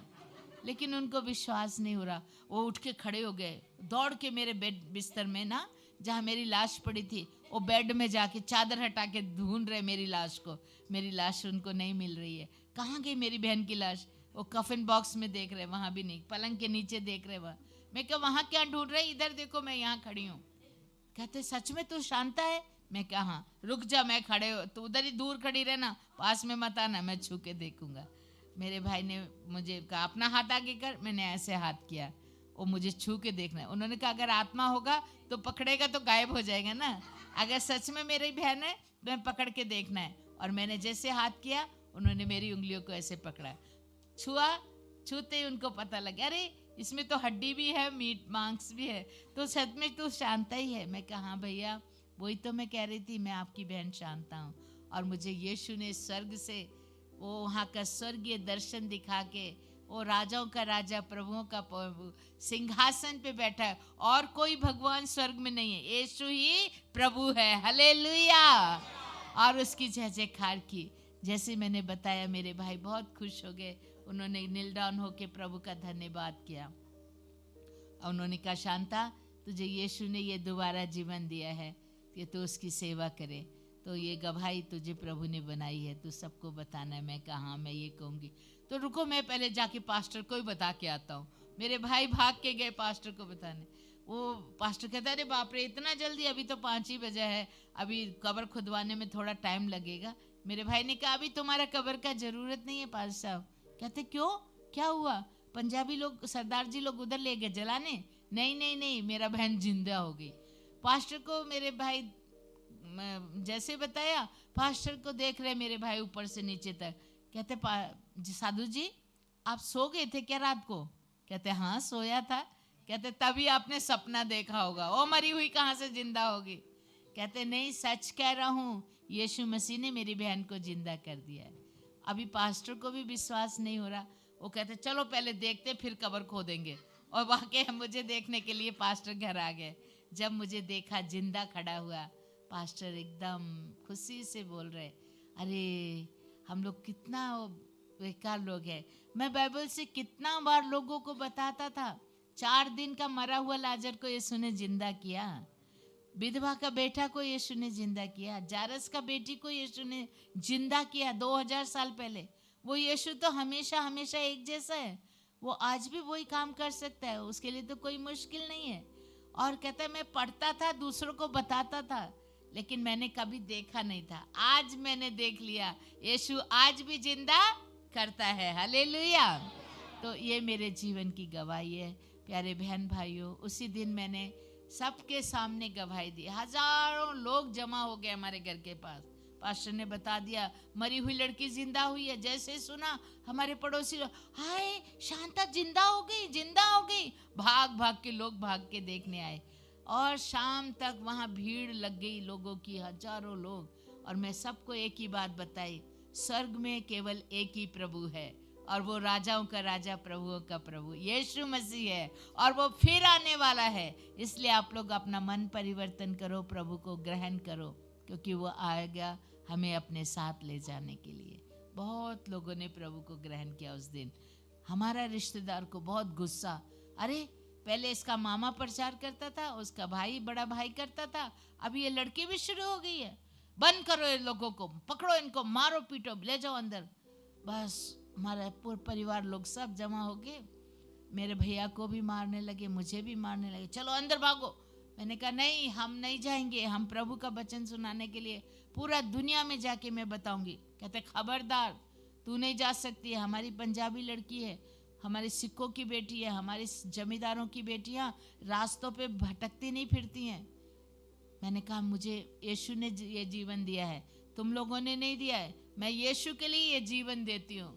मुझे दुनिया नहीं चाहिए, कुछ नहीं चाहिए, मुझे यीशु चाहिए, मैं करूँगी। वो लोग मारने लगे, मेरे ताऊ जी ने बहुत जोर से थप्पड़ मारा। बातें करते, ताई जी आई, सिर से मार के धक्का मार के अंदर ले गए, चलो अंदर चलो। सब लोग को बोला जाओ जी जाओ, तमाशा मत बनाओ। सब भाग हटा दिया, हमें ले जाके कमरे में बंद कर दिया। रात के 2-2:30 बजे का समय था। हम लोग रूम में बंद हैं, हाथ पैर बंधे हैं, तरफ दरवाजे को ताला है, एक खिड़की खुली थी बस, और वो खिड़की में 2 बदमाश गुंडे बंदूकें लेके खड़े हो गए। कहते हैं अब कहाँ है तुम्हारा यीशु, बुलाओ उसको, बचा सकता है, हम तुम लोग को शूट करने जा रहे हैं, आप भी मौका है, यीशु को छोड़ दोगे तो बचा दोगे। हमने कहा नहीं, हम यीशु को नहीं छोड़ेंगे, हम यीशु को मानते हैं, यीशु को ही मानेंगे, चाहे कितना भी कुछ कष्ट आ जाए, यीशु को कभी नहीं छोड़ेंगे। और हमारा यीशु हमारे साथ है, उसको बुलाना नहीं पड़ता है, प्रभु यीशु स्वयं आ जाता है, उसकी जो मर्जी है वो करेगा। मैंने भी, मेरे भाई ने आंखें बंद कर ली, हम बहुत खुश थे, यीशु के लिए मरेंगे, कुर्बान होंगे, सीधा हमारा आत्मा यीशु के पास, इतना सुंदर देश में चला जाएगा, हमें वहाँ जाना है। ऐसे बोल के आंखें बंद थी, प्रार्थना करने लगे। और उसी वक्त अचानक एक जोर की आवाज़ आई, हैंड्स अप, हाथ ऊपर करो बोला। और ऐसे बोलते जो मारने वाले हमें बंदूकें तानी हुई थी, गोली मारने ही वाले थे, अचानक उनके हाथ कांप गए आवाज़ सुन के। पीछे घूम के देखा तो बहुत सारे पुलिस वाले वहाँ पे खड़े थे और वो भागना चाहते थे, पुलिस ने उनको अरेस्ट कर लिया। उनको अरेस्ट करते और हम लोग को दरवाज़ा खोल के जब पुलिस ऑफिसर ने बाहर निकाला, हम बहुत खुश हो गए पुलिस को देख के। और हमने पुलिस वाले को पूछा आपको किसने फ़ोन किया, आप कैसे सही समय पे आ गए? वो कहते हैं हमें किसी ने फ़ोन नहीं किया, हमें मालूम ही नहीं था, हम तो नाइट ड्यूटी देने वाले पुलिस गार्ड हैं, हम लोग दूसरा गली में जाना था, पता नहीं कौन सा शक्ति इस तरफ लेके आ गया। हालेलुया। वो यीशु मसीह था जो ठीक टाइम पे लेके आया। और मैंने देख लिया, मुझे तीसरी बार भी प्रभु ने मौत से बचाया। मैंने कहा बस और मुझे कुछ नहीं चाहिए, मेरा प्रभु मेरे साथ है, मैं उसकी सेवा करूंगी, सारी दुनिया को जाके बताऊंगी। और इसीलिए उसी दिन से मैंने सब कुछ छोड़ दिया। 6 करोड़ की जायदाद मेरे पापा मेरे लिए छोड़ गए। मेरी माँ के 4 किलो सोने के गहने भी थे। हमारा घर भरा पड़ा था अच्छी अच्छी चीज़ों से, कुछ भी नहीं लिया। सबसे कीमती खजाना प्रभु का वचन, रब दा कलाम लेके आए हैं, यीशु का सलाम लेके आए हैं, वही बस लेके हम निकल पड़े। और हमने रात के 2 बजे 2:30 बज गए थे, घर से निकले। हमारे पास 2 कारें थी, पापा ने मेरे भाई के लिए भी मेरे लिए भी एक कार रखी थी। और अपने ड्राइवर को उठाया, हमें स्टेशन तक छोड़ किया। ड्राइवर गाड़ी में लेके जा रहा था, हमारी गाड़ी पे 2 बार फायरिंग किया। हमारा बड़ा बाबा लोग, चाचा लोग फायर कराया, लेकिन प्रभु ने उससे भी बचा लिया। इस तरह 5 बार मौत से बच के हम आसाम के पहुंच गए। मतलब वहाँ जैसे स्टेशन पे पहुँचे, वहाँ आसाम की एक ट्रेन खड़ी थी और वहाँ जाने के लिए हमने कहा जहाँ की भी ट्रेन मिलेगी प्रभु हम चले जाएंगे। जैसे देखा आसाम की ट्रेन है, मेरे भाई पॉकेट में हाथ डाल के टिकट लेने के लिए, पैसे निकालने के लिए बटुआ ढूंढने लगे, लेकिन बटुआ भी नहीं था उनकी पॉकेट में, वो भी घर में छोड़ के आ गए। कहते हैं ले शांता, अभी तो पैसे भी नहीं है, हम ट्रेन में कैसे चढ़ेंगे? तभी एक भाई आ गया, पास्टर था वो भी वहीं दिल्ली में। वो आके कहता है आप जल्दी से यहाँ से भाग जाओ, आपके रिश्तेदार तलवारें लाठियाँ लेके आपको मारने के लिए आ रहे हैं। हमने कहा कोई बात नहीं, हमारा परमेश्वर हमारे साथ है, हमारे पास टिकट का पैसा भी हम घर में छोड़ के आ गए है नहीं, तो हम कैसे जाएं। वो कहते मैं ला के देता हूँ। वो पास्टर ने जाके टिकट बनाई जल्दी से, एकदम इमरजेंसी टिकट ले आके हमें ट्रेन में दे दी। और इतने में ट्रेन चलना शुरू हो गई। और ट्रेन चलना शुरू हो गई, हम लोग पूछा कोई एड्रेस है, कोई पास्टर का नाम हमें बताइए, हम तो असम में किसी को नहीं जानते। वो पास्टर जल्दी से अपनी डायरी निकाली, पेन निकाला और लिखने लगे। वो चलते भी जा रहे, लिखते जा रहे वहाँ के किसी एड्रेस को पास्टर के। लेकिन इतने में ट्रेन बहुत फास्ट हो गई। पास्टर ने कुछ रुपया भी, एड्रेस भी लेके देना चाहा, लेकिन खिड़की से मेरे भाई ऐसे हाथ किया, पास्टर ऐसे किया, लेकिन ट्रेन इतना फास्ट चला गया, वो पैसा भी एड्रेस भी उधर ही गिर गया, हम लोग के हाथ में कुछ भी नहीं आया। और इस तरह हमारी यात्रा शुरू हुई। पहला जीवन में पहला अनुभव, 13-14 साल की पतली दुबली। आप सोच के देखो, आपके पास ये है ना, आप कितना मुश्किल होता है एक लड़की को घर से बाहर निकलना, कितना कष्ट का काम है। लेकिन उस समय प्रभु का धन्यवाद हो, प्रभु ने मुझे साहस दिया। मेरे भैया ने मुझे बोला, शांता प्रभु का काम करने में बहुत तकलीफ आएगा, भूखा रहना पड़ेगा, नंगा रहना पड़ेगा, कोई घर नहीं देगा, लोग धुतकारेंगे, भगाएंगे, तुमको ये सब सहना है। मैंने कहा हाँ सब सहूँगी, चाहे कितनी भी परीक्षा है, मैं यीशु को नहीं छोड़ूंगी। रोमन्स 8:28 में लिखा है, चाहे भूख आए, नंग आए, परेशानी है, कोई भी हमें यीशु के प्रेम से जुदा नहीं कर सकता, हम जाएंगे। और मेरे भैया ने कहा हम राजाओं के बच्चे, यीशु राजा है, राजा का हम बेटा बेटी है, इसलिए हम लोग मांगना नहीं है किसी से, भिखारी नहीं है, भिखारी के बच्चे मांगते हैं, तुम राजा की बेटी है, इसलिए तुमको मांगना है, इंसान से कुछ नहीं मांगना है, मांगना है तो प्रभु से मांगना है। प्रभु आप लोगों को बोलेगा, कोई देगा तो लेना है, नहीं तो नहीं। खुद नहीं बोलना हमको भूख लगी है या प्यास लगी है या हमको गाड़ी के लिए दो, देखो प्रभु सब इंतजाम करेगा, ठीक है। और बहुत मुश्किल सफ़र था, भूख लग रही है, खाने को मन कर रहा है, चाय पीने को मन कर रहा है ना, हमारे पास एक उस समय 8 आने 4 आने में चाय अच्छी मिल जाती थी, एक भी पैसा नहीं है कि चाय खरीदने के लिए भी, एक बिस्किट खरीदने के लिए भी नहीं। पूरा दिन भूखा बैठे हुए, शाम हो गई, भूखे, एक टुकड़ा रोटी का भी नहीं। दूसरे लोग कोई खा रहे होते, हम लोग को बताया नहीं आंखें बंद करके प्रार्थना करो, मैं आंखें बंद करके सिर झुका के प्रार्थना करने लगी, या उठ के दूसरी तरफ चले जाना। एक दिन हो तो चलो चलता है, एक दिन नहीं, 2 दिन, 3 दिन, 4 दिन, 5 दिन लगातार फास्टिंग कभी रख के देखा है? एक दिन कितना मुश्किल होता है फास्टिंग करना, लेकिन वो 5 दिन मैं पहली बार जीवन में भूख नंग का सामना किया। बहुत मुश्किल होता है, बगैर खाए रहा जाना मुश्किल, लेकिन प्रभु का धन्यवाद, वहाँ पानी मिलता था। कौन सा?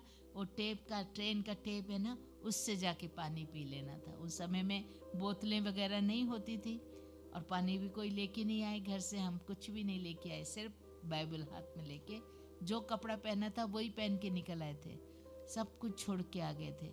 हमने कहा प्रभु देगा अपने आप, और प्रभु का धन्यवाद हो, प्रभु परीक्षा करता है, वो हमें टेस्ट करता है। डिट्रोनॉमी 13 चैप्टर उसके 3-4 वर्स में लिखा है, कहता है तुम्हारा परमेश्वर तुम्हारी परीक्षा करेगा, ये जानने के लिए कि तुम उसको पूरे मन से, पूरी बुद्धि से, पूरी शक्ति से प्रेम करते हो कि नहीं, इसलिए वो परीक्षा करता है। तो वो हमारी परीक्षा का समय था। 5 दिन कुछ भी नहीं खा के बहुत मुश्किल से गुजारा। 6ठे दिन वहाँ रंगिया जंक्शन है, बहुत बड़ा, असम का बड़ा रेलवे सेंटर, वहाँ हम लोग, वहाँ तक का टिकट था, वहीं ट्रेन बस होती है, स्टॉप हो गई, वहीं हम लोग उतर गए। सोचा अभी तो कहीं ना कहीं पास्टर के घर खाने को मिल जाएगा, चलो चलो चर्च ढूंढते हैं, और इधर उधर चर्च ढूंढना शुरू किया, एक भी चर्च नहीं। लोगों को पूछा इधर कहीं चर्च है?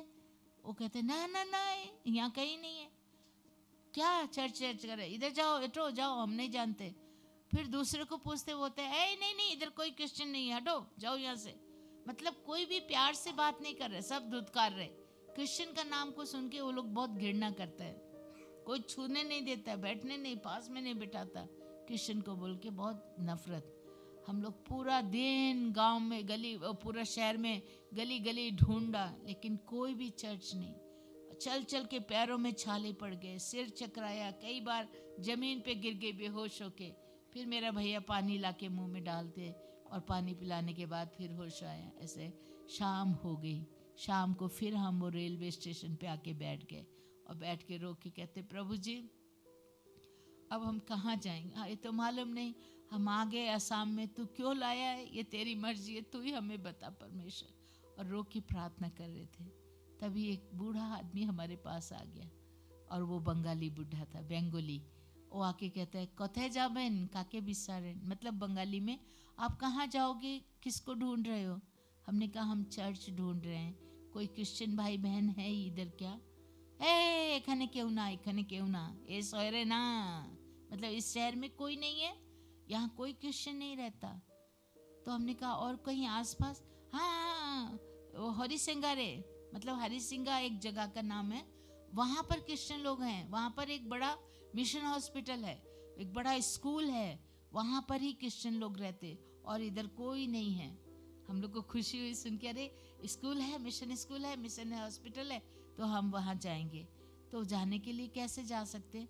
कहते वो सामने बस खड़ा है, ट्रेन खड़ा है, वो उधर जाने के लिए कार टैक्सी भी है, जा सकते हैं। लेकिन ट्रेन टैक्सी बस के लिए हमारे पास तो पैसा नहीं है, बिना पैसे तो लेके नहीं जाएंगे। प्रभु जी हम लोग क्या करें? फिर मेरे भैया ने उसको बोला, भैया कोई आसान रास्ता है चल के जाने के लिए, शॉर्टकट है? हाँ हाँ हाँ शॉर्टकट है। कौन सा? ये रेलवे लाइन के ऊपर चले जाइए। रेलवे लाइन मतलब पत्थर और कांटे वाला रास्ता, वही रास्ता नहीं होता। रेलवे लाइन के ऊपर ऊपर चलना कितना मुश्किल होता है। और वो कहता है ज़्यादा दूर नहीं है, खाली 10 किलोमीटर है। कितना? ज़्यादा दूर नहीं है, 10 किलोमीटर। हम लोग का घर में 2-2 कार, हम लोग कभी पैदल चला नहीं, कैसे हम इतना 10 किलोमीटर चल सकते हैं? मैंने कहा नहीं भैया, हम इधर ही मर जाएंगे, हम नहीं जाएंगे।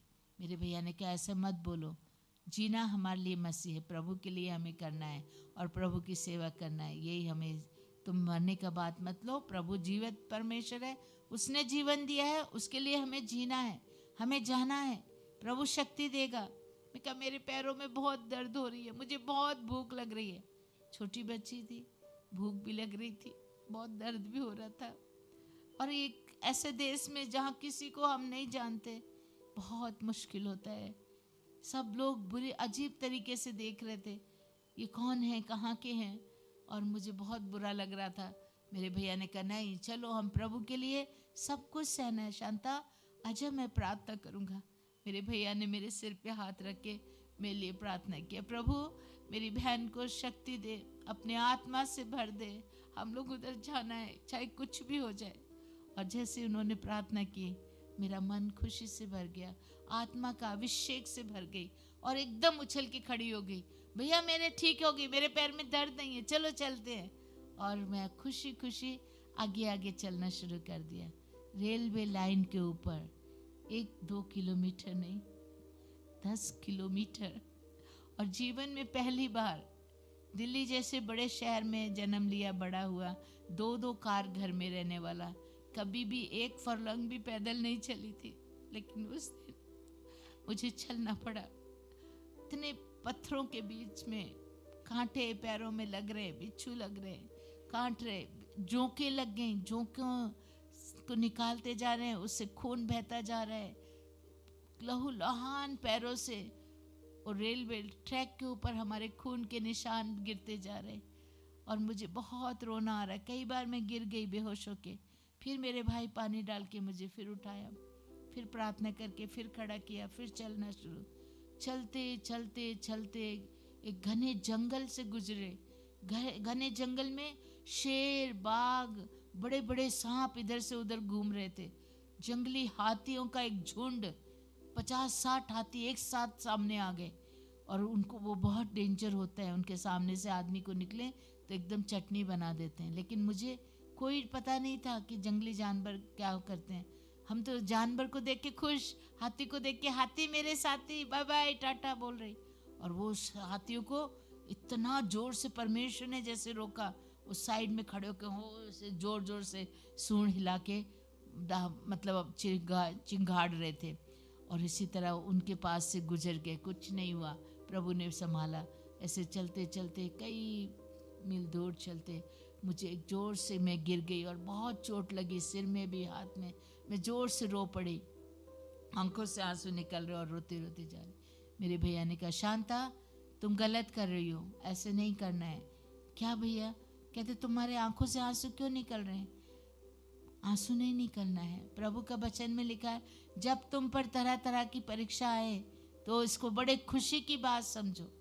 याकूब या जेम्स 1 चैप्टर 1 अध्याय उसका 2 पद में लिखा है। याकूब 1 अध्याय 2 पद में, जब तरह तरह की परीक्षा आए तो तुम इसे बड़े खुशी की बात समझो और रोना नहीं है, खुशी मनाना है, आनंदित होना है।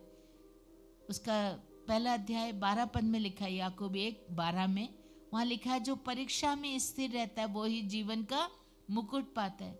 मेरे भाई क्या कहते हैं, इन जख्मों की तरफ मत देखो, पैर छिल गया, हाथ छिल गया, सिर में चोट लगी है, कहते हैं इनको तुम मत ध्यान दो, तुम ध्यान दो स्वर्गीय चीजों की ओर। वो स्वर्ग का सिंहासन प्रभु यीशु जिस पे बैठा है, वो सोने का मुकुट जो हमें पहनाने जा रहा है। उसने कहा है जो विश्वास में स्थिर रहता है उनके लिए सोने का मुकुट है, वो प्रभु देने जा रहा है। तुम इन सब चीजें मत देखो, प्रभु की ओर देख के चलो, नाचो और गाओ और खुशियां मनाओ। दुख में प्रभु का धन्यवाद करना है। धन्यवाद करते गए मेरे भाई और मैं गाना गाते चलते चले जा रहे थे। रोएंगे नहीं, सिसकियां नहीं भरेंगे, लेकिन हम गाना गाएंगे। ये कांटों भरी डगर है, इस पर है तुझे चलना, कभी गिरना फिर संभलना, पर आंसू ना बहाना। आंसू नहीं बहाना है, प्रभु का स्तुति करना है। और करते करते रात के 12 बजे एक गांव में पहुंचे, जिस गांव का नाम हरी सिंगा, अभी भी वो गांव वैसा ही है। और वहाँ पर हम पहुँचे और एक घर के सामने जाके देखा, बाहर दरवाजे पे क्रूस बना था और उसको खटखटाया, भैया दरवाज़ा खोलिए खोलिए। बहुत देर तक खड़े रहे, पैर थके हुए, बहुत तकलीफ़ हो रही थी, पैरों में चोट लगी, सिर में भी, आवाज़ नहीं आई। फिर मैं ज़ोर से बोली, बहन जी, मम्मी जी, आंटी प्लीज़ दरवाज़ा खोलिए, हम लोग प्रभु के लोग हैं। जब मेरी आवाज़ सुनी तब वो घर का माँ का मन थोड़ा नरम हो गया, कहते खोल के देखते हैं। जब उन्होंने दरवाज़ा खोला, खोलते पूछी कौन है आप, कहाँ से आए? हमने कहा हम पंजाब से आए हैं, साधु सुंदर सिंह के भांजा और भांजी हैं। साधु सुंदर सिंह का नाम सुन के वो भाई एकदम खुश हो गया, मेरा भैया को गले लगा लिया, इस माँ ने मुझे गले लगा लिया, आइए आप लोग प्रभु का लोग हमारे घर में। हमारा घर तो पवित्र हो गया। अंदर लेके गए। अंदर ले जाने के बाद उन्होंने लाइट जलाई और देखा हमारे पैरों से खून ही खून बह रहा था, हाथ पैरों से खून निकल रहा था, सिर फटा, यहाँ से खून आ रहा। वो कहते हैं अरे ये ऐसा क्या हुआ, क्या क्यों इतना खून निकल रहा है? हमने कहा हम जंगल के रास्ते से चल के आए। बाप रे, इस रास्ते से तो कोई जिंदा बच के नहीं आया, आप कैसे बच के आ गए? हमने कहा हमारा परमेश्वर जिंदा परमेश्वर है और वो हमें जिंदा लेकर आया, हालेलुया। और वो बहुत खुश हुए। उस माँ ने पूछा कुछ खाया? मैंने कहा नहीं, कुछ भी नहीं खाया। अच्छा, तो मैं कब से नहीं खाया बेटे? मैंने कहा आज 6 दिन हो गए। हैं 6 दिन? कैसे 6 दिन हो गए? मैं कहा 5 दिन तो ट्रेन में थे, हमारे पास कुछ नहीं, पैसे नहीं, हम लोग खरीद के नहीं खा सके। आज सारा दिन रंगिया में पूरा शहर घुमा, लेकिन किसी ने भी हमें खाने को नहीं दिया। इस तरह 6 दिन हो गए। वो माँ रो पड़ी, कहती मैं अभी बनाती हूँ। मैंने कहा अभी रात के 2-2:30 बज गए, अभी रहने दो, अभी नहीं खाएंगे, कल खा लेंगे, सवेरे सवेरे बनाना। नहीं नहीं, मैं अभी बनाऊंगी। और उस माँ ने जल्दी से आटा गूंदा, रोटियां बनाई और हमें रात को खिलाई, हालेलुया। प्रभु का वचन में लिखा है, भजन संहिता 34 का 10 पद में, शेरों के बच्चे तो भूखे मर जाएंगे, लेकिन प्रभु अपने बच्चों को कभी भी भूखे मरने नहीं देता है। मैं आपके सामने गवाही हूँ, मुझे प्रभु ने 6 दिन के बाद रात के 2:30 बजे खाने को दिया और मैं आज के सामने जिंदा बैठी हूँ, हालेलुया। नहीं तो कोई और होता तो जिंदा नहीं रह सकता था। इतने दिन एक कमज़ोर बच्ची, मैं बिल्कुल पतली दुबली थी, कितनी बड़ी बीमारी के बाद प्रभु ने मुझे दोबारा जिंदा करके उसी दिन ही परीक्षा शुरू हो गई, सोच के देखो। और कभी ना भूखे रहने वाली को उस दिन 1 दिन नहीं, 2 दिन नहीं, 6 दिन तक भूखे रहने पड़ा। लेकिन परमेश्वर ने दोबारा हमें जीवन दिया, खाना दिया, और उसी घर में हम लोग रह के प्रभु का कार्य करते रहे। वो भाई आज भी जिंदा है, उनका नाम फ्रेडरिक दत्त है। वो वहाँ के स्कूल का हेड मास्टर था, और उनकी पत्नी इंदिरा दत्त वो वहाँ की टीचर स्कूल की। आज भी वो लोग जिंदा हैं, अभी इलाहाबाद में रहते हैं, उनका घर इलाहाबाद में है। और वहाँ उसी इलाहाबाद में हम काफ़ी साल पहले गए थे प्रचार करने। वहाँ सिस्टर आरती उसी वहाँ के बाइबल कॉलेज में पढ़ी हुई हैं, और वहाँ पर हमारी बड़ी कन्वेंशन हुई थी। तब वो ही भाई ने आके सबके सामने गवाही दी थी। शांता इतनी छोटी सी बच्ची थी, फ्रॉक पहन के, लहूलुहान, पैर से खून निकल रहा था, और इस तरह हमारे यहाँ आई थी। तो जैसे उन्होंने बोला सारे लोग रोने लगे। इतना 10,000 लोग बैठे थे वहाँ, बड़े ग्राउंड में प्रोग्राम हो रहा था, और सब लोग रोने लगे थे। तो मेरे प्यारे बहन और भाइयों, हमारा परमेश्वर जीवित परमेश्वर है। उसने आज भी मुझे जिंदा रखा है। 14 साल की उम्र से लेकर आज 66 ईयर हो गए, 66 साल तक प्रभु मेरे उंगली पकड़ के मुझे चला रहा है, मुझे उठाए फिरता है। हालेलुया। क्योंकि उसका वादा है, वचन में लिखा है, तुम बूढ़ी हो जाओगी तो भी मैं तुम्हें उठाए चलूँगा, है ना। तो वो परमेश्वर लेके चल रहा है, और उसने नहीं छोड़ा है, नहीं भूला है। मेरे रिश्तेदारों ने मुझे छोड़ दिया, मेरे भाइयों ने, बहनों ने छोड़ दिया, लेकिन प्रभु ने नहीं छोड़ा। मेरा बड़ा भैया साधु किशन सिंह अभी नहीं है इस दुनिया में, वो प्रभु के पास चले गए 1998 में। और जब वो प्रभु के पास जा रहे थे, मैं बहुत रो रही थी, क्योंकि मेरे लिए मेरे माँ बाप भी वही थे, मेरे गुरु भी वही थे, मेरा भाई भी वही था। जब वो ऐसे जा रहे, मुझे बहुत मुश्किल हो रहा था, मैं कैसे जीऊँगी। मैंने कहा, मैं रो रही थी, तो मेरे भैया ने कहा, शांता रोना नहीं है, तुम ये सोच रही हो मैं मर जाऊंगा, मैं ही मरूंगा, यीशु तो नहीं मरेगा, यीशु तो जिंदा है। हालेलुया। और वो तेरे साथ रहेगा, और तुझे कभी कमी ना होगी। जहाँ भी तू जाएगी तुझे बहुत से भाई बहन मिलेंगे। हालेलुया। सच में अभी मैं देख रही हूँ इतने भाई इधर बैठे, बहनें बैठी हैं, आप लोग सब मेरे बहन भाई हैं। मैं आपको नहीं जानती थी, आप मुझे नहीं जानते थे, लेकिन यीशु का प्रेम है जिसने हम लोगों को परिचित कराया है, और इसलिए हम आज प्रभु में खुश हैं, आनंदित हैं कि प्रभु हमारे साथ है और वो हमें चला रहा है। उसी आसाम में अभी भी हूँ मैं, और मेरे पास प्रभु ने अभी घर भी दे दिया, जहाँ बिल्कुल कुछ नहीं था। जंगलों में हमने दिन गुजारे, रास्तों पे रहते थे, पेड़ के पत्ते खाते थे, पत्ते भी, और कई बार ये जगह जगह लौकी की लता, तोरई की लता, क्या बोलते हैं, कद्दू, लौआ, कद्दू का लौआ बोलते ना, लौका, लौका ऐसे लटकते रहता था, वही काट के ले आना, वो कच्चा खा के पेट भर लेना, कुछ भी खाने को नहीं होता था। बहुत तकलीफ उठाई हमने, लेकिन प्रभु को नहीं छोड़ा। एक गांव में थे, वहाँ सब लोग आते, प्रार्थना कराते, प्रार्थना करते, लेकिन कोई भी हमारे लिए कुछ खाने को नहीं देता, घर भी नहीं बुलाते खाने को। पता नहीं वो लोग को क्या, प्रभु जाने क्यों नहीं करते। और वहाँ पर एक छोटी सी झोपड़ी में रहते थे, और उसमें अपने आप लौका का वो लग गया, अपने आप पत्ते और बेल, और उसमें रोज लगते, वो सवेरे भी उसी को काट के खा लेना, दोपहर को भी वही, रात को मॉर्निंग ब्रेकफास्ट, दोपहर का लंच, रात का खाना वही, खा के एकदम 2 महीना लगातार वही खाना। एक दिन मुझे बहुत गुस्सा आ रहा प्रभु पे, और मैं प्रभु से लड़ाई कर रही, वो लौका को लेके काट रही थी, और काटते काटते बोले, क्या प्रभु आप खाली लौका ही लगाया उस पेड़ में, उसमें और दूसरा चीज़ नहीं लगा सकते क्या? उसमें केला लगा देते, अमरूद लगा देते, या उसमें रोटी ब्रेड लगा देते तो कितना अच्छा होता, आसानी से खा सकती थी।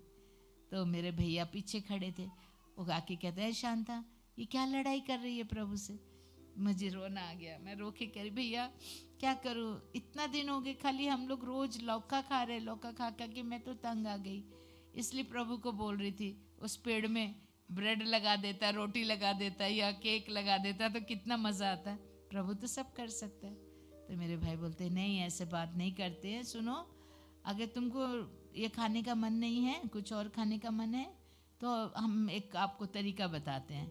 मैं कहाँ, बताइए क्या करना है। कहते हैं, जाओ थोड़ा लौका ले जाओ, वो सामने एक हिंदू भाई का घर है, वहाँ ले जाके दे दो, और वो तुमको पैसा देगा। तो पैसा मत लेना, उनको बोलना हमको खाने का कोई चीज़ दे दो, आटा है तो आटा, नहीं तो चावल दे दो। वो ले आके तुम चावल बना के खा सकते हैं, रोटी खा सकते हैं। मैं खुश हो गया, हाँ ऐसे कर सकते हैं, हाँ क्यों नहीं कर सकते, जाओ ले जाओ। मैंने जल्दी से जाके पीछे देखा, छप्पर के ऊपर चढ़ के तो मोटा मोटा इतना बड़ा बड़ा लौका लगा हुआ था, वो ले आके 3-4 बैग में डाला और पास के घर में गई, उनको जाके बोला आंटी जी आप लोग को लौका चाहिए? बोलते लौका अच्छा है, ताजा है, हाँ हाँ दिखाओ। मैंने दिखाया तो ओ बहुत सुंदर है, कितना पैसा चाहिए? मैं कहा नहीं पैसा तो नहीं चाहिए, आपके घर में आटा है क्या? बोलते नहीं हम लोग आसाम का लोग आटा नहीं खाता, हम लोग चावल खाता है। ठीक है चावल ही दे दो।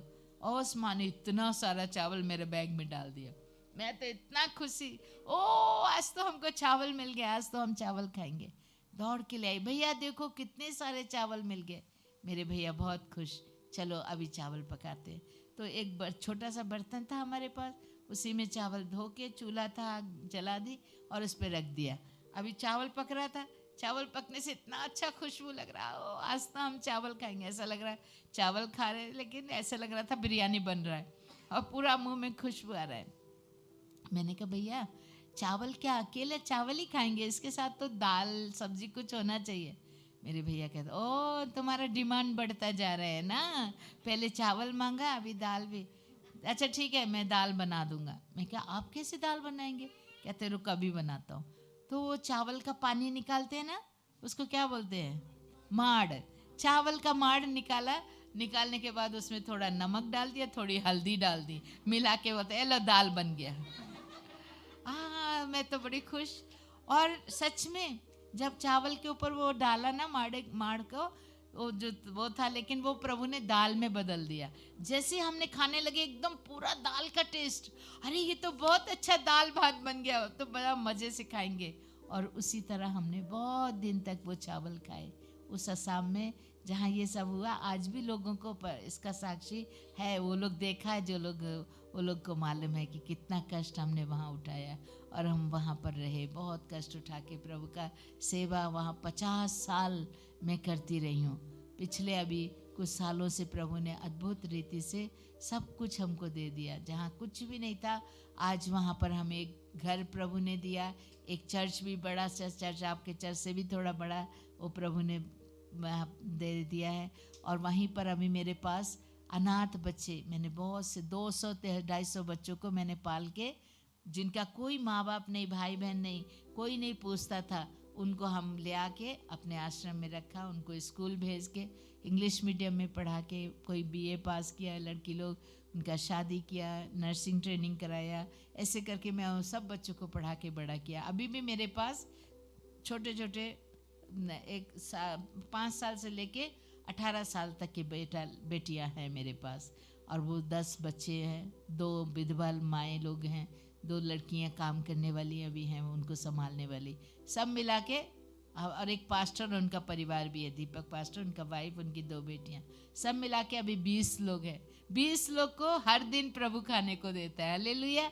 हमारा कोई नौकरी नहीं है, कोई कलीसिया नहीं है, उधर कोई प्रभु को जल्दी ग्रहण नहीं करता है, बहुत मुश्किल लोग हैं वो लोग। और इतना चमत्कार वहाँ में होता है, मरा हुआ भी जिंदा हुआ प्रार्थना से, बीमारी लोग भी अच्छा हुआ, वो लोग थोड़ा दिन ही आके हाँ प्रभु अच्छा है बोल के फिर वो लोग ऐसे रहते हैं, ऐसे लोग हैं।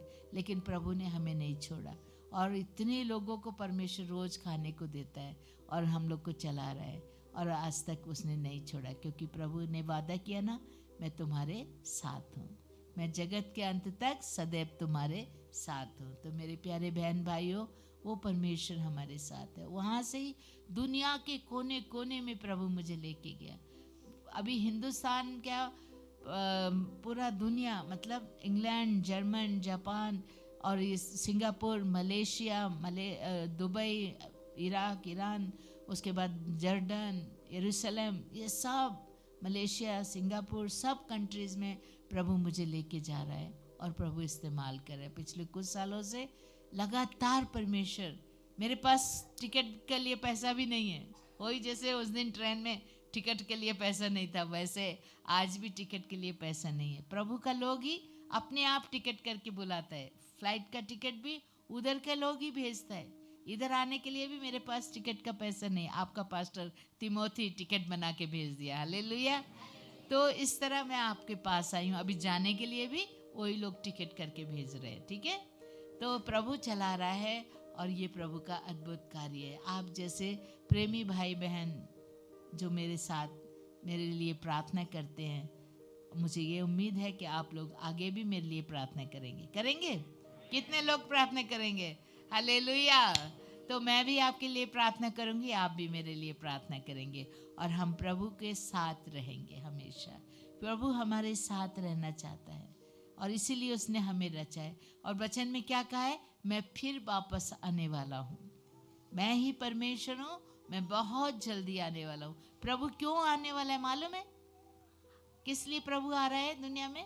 हमें अपने साथ ले जाने के लिए। हालेलुया। तैयार हो आप जाने के लिए यीशु के साथ? क्योंकि प्रभु चाहता है हम लोग उसके साथ आनंदित रहें, खुश रहें। बहुत सुंदर जगह है, शांति का राजकुमार हमारा प्रभु वहाँ पर राज करता है, राजाओं का राजा, प्रभुओं का प्रभु। वो चाहता है हम लोग भी उसके पास आनंद में रहे। वहाँ ना आंसू है, ना दुख है, ना परेशानी। यहाँ पे दुनिया में घर घर में चिंता है, बीमारी है, परेशानी है, लड़ाई झगड़ा है, शराब है, नशा है, बच्चा लोग माँ बाप का बात नहीं मानता है, ऐसे बोल के माँ लोग दुखी है ना। तो ये सब दुख है इस दुनिया में, लेकिन प्रभु के राज में कोई दुख नहीं है, वहाँ खुशी और खुशी है। तो हमें तैयार होना है प्यारे बहन भाइयों। ये सुन के चले जाना नहीं है। मेरी टेस्ट में आपने सुना, अच्छा किया। इससे आपको क्या प्रोत्साहन मिला? आप सोच सकते हैं हमारा परमेश्वर जीवित परमेश्वर है, उसने हमारे लिए इतना कुछ किया। जब हमारा प्रभु आएगा तो वो हमसे पूछेगा एक क्वेश्चन, प्रभु ने हम सब से पूछना है। वो क्या कहेगा? बच्चों, तुम्हारे लिए मैंने क्रूस उठाया, क्रूस पे अपनी जान दी, तुम्हारे लिए मारा गया, गाड़ा गया, तीसरे दिन जिंदा होकर स्वर्ग में, और फिर तुमको लेने आया हूँ, तुमने मेरे लिए क्या किया?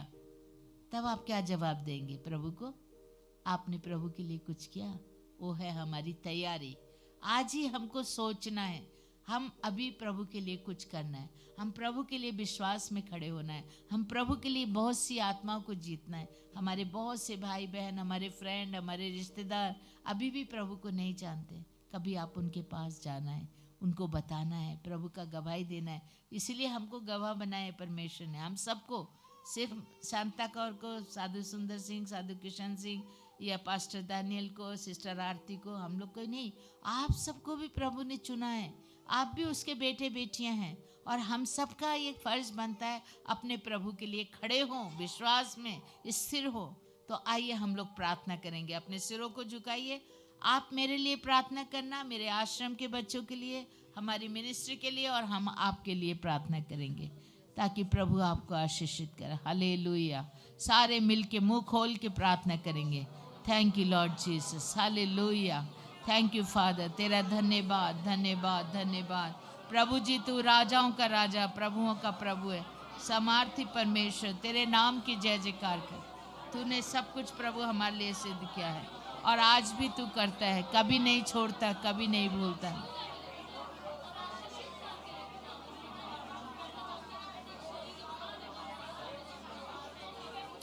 एक एक को जो तेरे बेटे बेटियां प्रभु तेरे चरणों में यहाँ पर बैठे हैं, तो उनका आशीषित कर प्रभु, बरकतों से भर दे पिता परमेश्वर। एक भी इसी तरह ना जाए प्रभु, तेरी आत्मा के अभिषेक से भर परमेश्वर, तेरे लिए जीवित रहे, तेरे नाम की महिमा प्रशंसा, तेरे नाम के अनुरोध करें प्रभु जी। Thank you Jesus. Hallelujah, hallelujah, hallelujah. परमेश्वर दया कर प्रभु, हर एक को आशीषित कर। अपने लहू से प्रभु तूने हमें खरीदा है और तू अपने लोगों को बहुतायत से आशीषित करना। जीवन देने वाला समार्थी परमेश्वर, इस नगर के लिए प्रार्थना करते प्रभु, इस गांव के लिए बहुतायत से आशीष दे प्रभु। यहाँ के जवानों के लिए, जवान बेटियों के लिए, माँओं के लिए, बहन भाइयों के लिए प्रभु, जो तुझे नहीं जानते तुझे जानने पाए, तेरे चरणों में आए प्रभु। तू दया कर, अनुग्रहकारी परमेश्वर, आशीष दे, दया कर प्यारे प्रभु जी। Thank you Jesus. हालेलुया परमेश्वर, थैंक यू जीसस। भूलों को क्षमा करने वाला प्रभु है, दया करने वाला परमेश्वर है। दया कर प्रभु अपने लोगों पर, अपने प्यारे बच्चों पर जो तुझसे प्रभु आशीष मांग रहे, तो उनको आशीषित कर प्रभु, कोई भी बाकी ना रहे। तेरा अनुग्रह आशीर्वाद हर एक के ऊपर हो, अनुग्रहकारी परमेश्वर दया। Thank you Lord, hallelujah, thank you Jesus, thank you Jesus. प्रभु दया करना, रहम करना प्रभु, आज तक संभाला, आगे भी संभाल, अपने पवित्र प्रेम से प्रभु हमें भर दे पिता परमेश्वर। अपने लोगों को जो यहाँ पर आए हैं प्रभु, छुटकारा दे, छुटकारा दे पिता, छुटकारा दे प्रभु जी। हम तेरे लिए तैयार हैं प्रभु, जागते रहें, तेरे नाम की महिमा करने पाए प्रभु। जैसे वचन में लिखा है, जागते रहो, विश्वास में स्थिर रहो, बलवंत बनो, पुरुषार्थ बना दिखाओ। हाँ परमेश्वर, हम तैयार हो तेरे लिए, तेरे नाम की महिमा करने के लिए प्रभु। हमें इस्तेमाल कर प्रेता, दया कर। थैंक यू जीसस, हालेलुया परमेश्वर, हालेलुया परमेश्वर। दया कर प्रभु जी, एक एक तेरे बेटे बेटी को अपने अनुग्रह से भर दे पिता पर, तेरी गवाही बना प्रभु जी। हम इस दुनिया में रहते हुए प्रभु तेरी ओर हमेशा प्रभु देखते रहें, तेरे हाथों पर भरोसा करते हैं। तू चंगाई देने वाला, तू सामर्थी परमेश्वर, तू दया करने वाला प्रभु है। दया कर अपने लोगों पर, दया कर प्यारे प्रभु जी, सबके साथ हो। प्रार्थना को सुन ले पिता परमेश्वर। Thank you Jesus, hallelujah, hallelujah परमेश्वर। कृपा करो प्रभु जी, दया करो, दया करो प्रभु जी, आशीर्वाद दो यीशु महान परमेश्वर। Thank you Jesus, thank you Jesus, thank you Lord, glorious Father, we thank you Father, wonderful Lord. तेरे महान पवित्र जीवित नाम के लिए पिता, तूने ये मौका हमें सभी को दिया, तेरे उस चरणों में बैठकर तेरे नाम की धन्यवाद स्तुति कर सके प्रभु। इस गांव को, इस शहर को, इस नगर को, इस नेपाल को प्रभु तो आशीषित कर। एक एक जीव जो तेरी ओर प्रभु अग्रसर होते, जो प्राणी तेरी ओर आते प्रभु, तो उनको स्वीकार कर, ग्रहण कर प्रभु। हर एक भाई बहन को आशीषित कर पिता परमेश्वर। इस जगह पे प्रभु तेरे जितने भी विश्वासी बेटे बेटियां हैं, बहुतायत से आशीष पाएं, तेरे लिए स्थिर रहें, विश्वास में बढ़ते जाएं। आशीर्वाद दे पिता। प्रार्थना को सुन और ग्रहण कर प्रभु यीशु के मधुर और मीठे नाम से मांगती हूँ, आमीन। हालेलुया, प्रभु का धन्यवाद।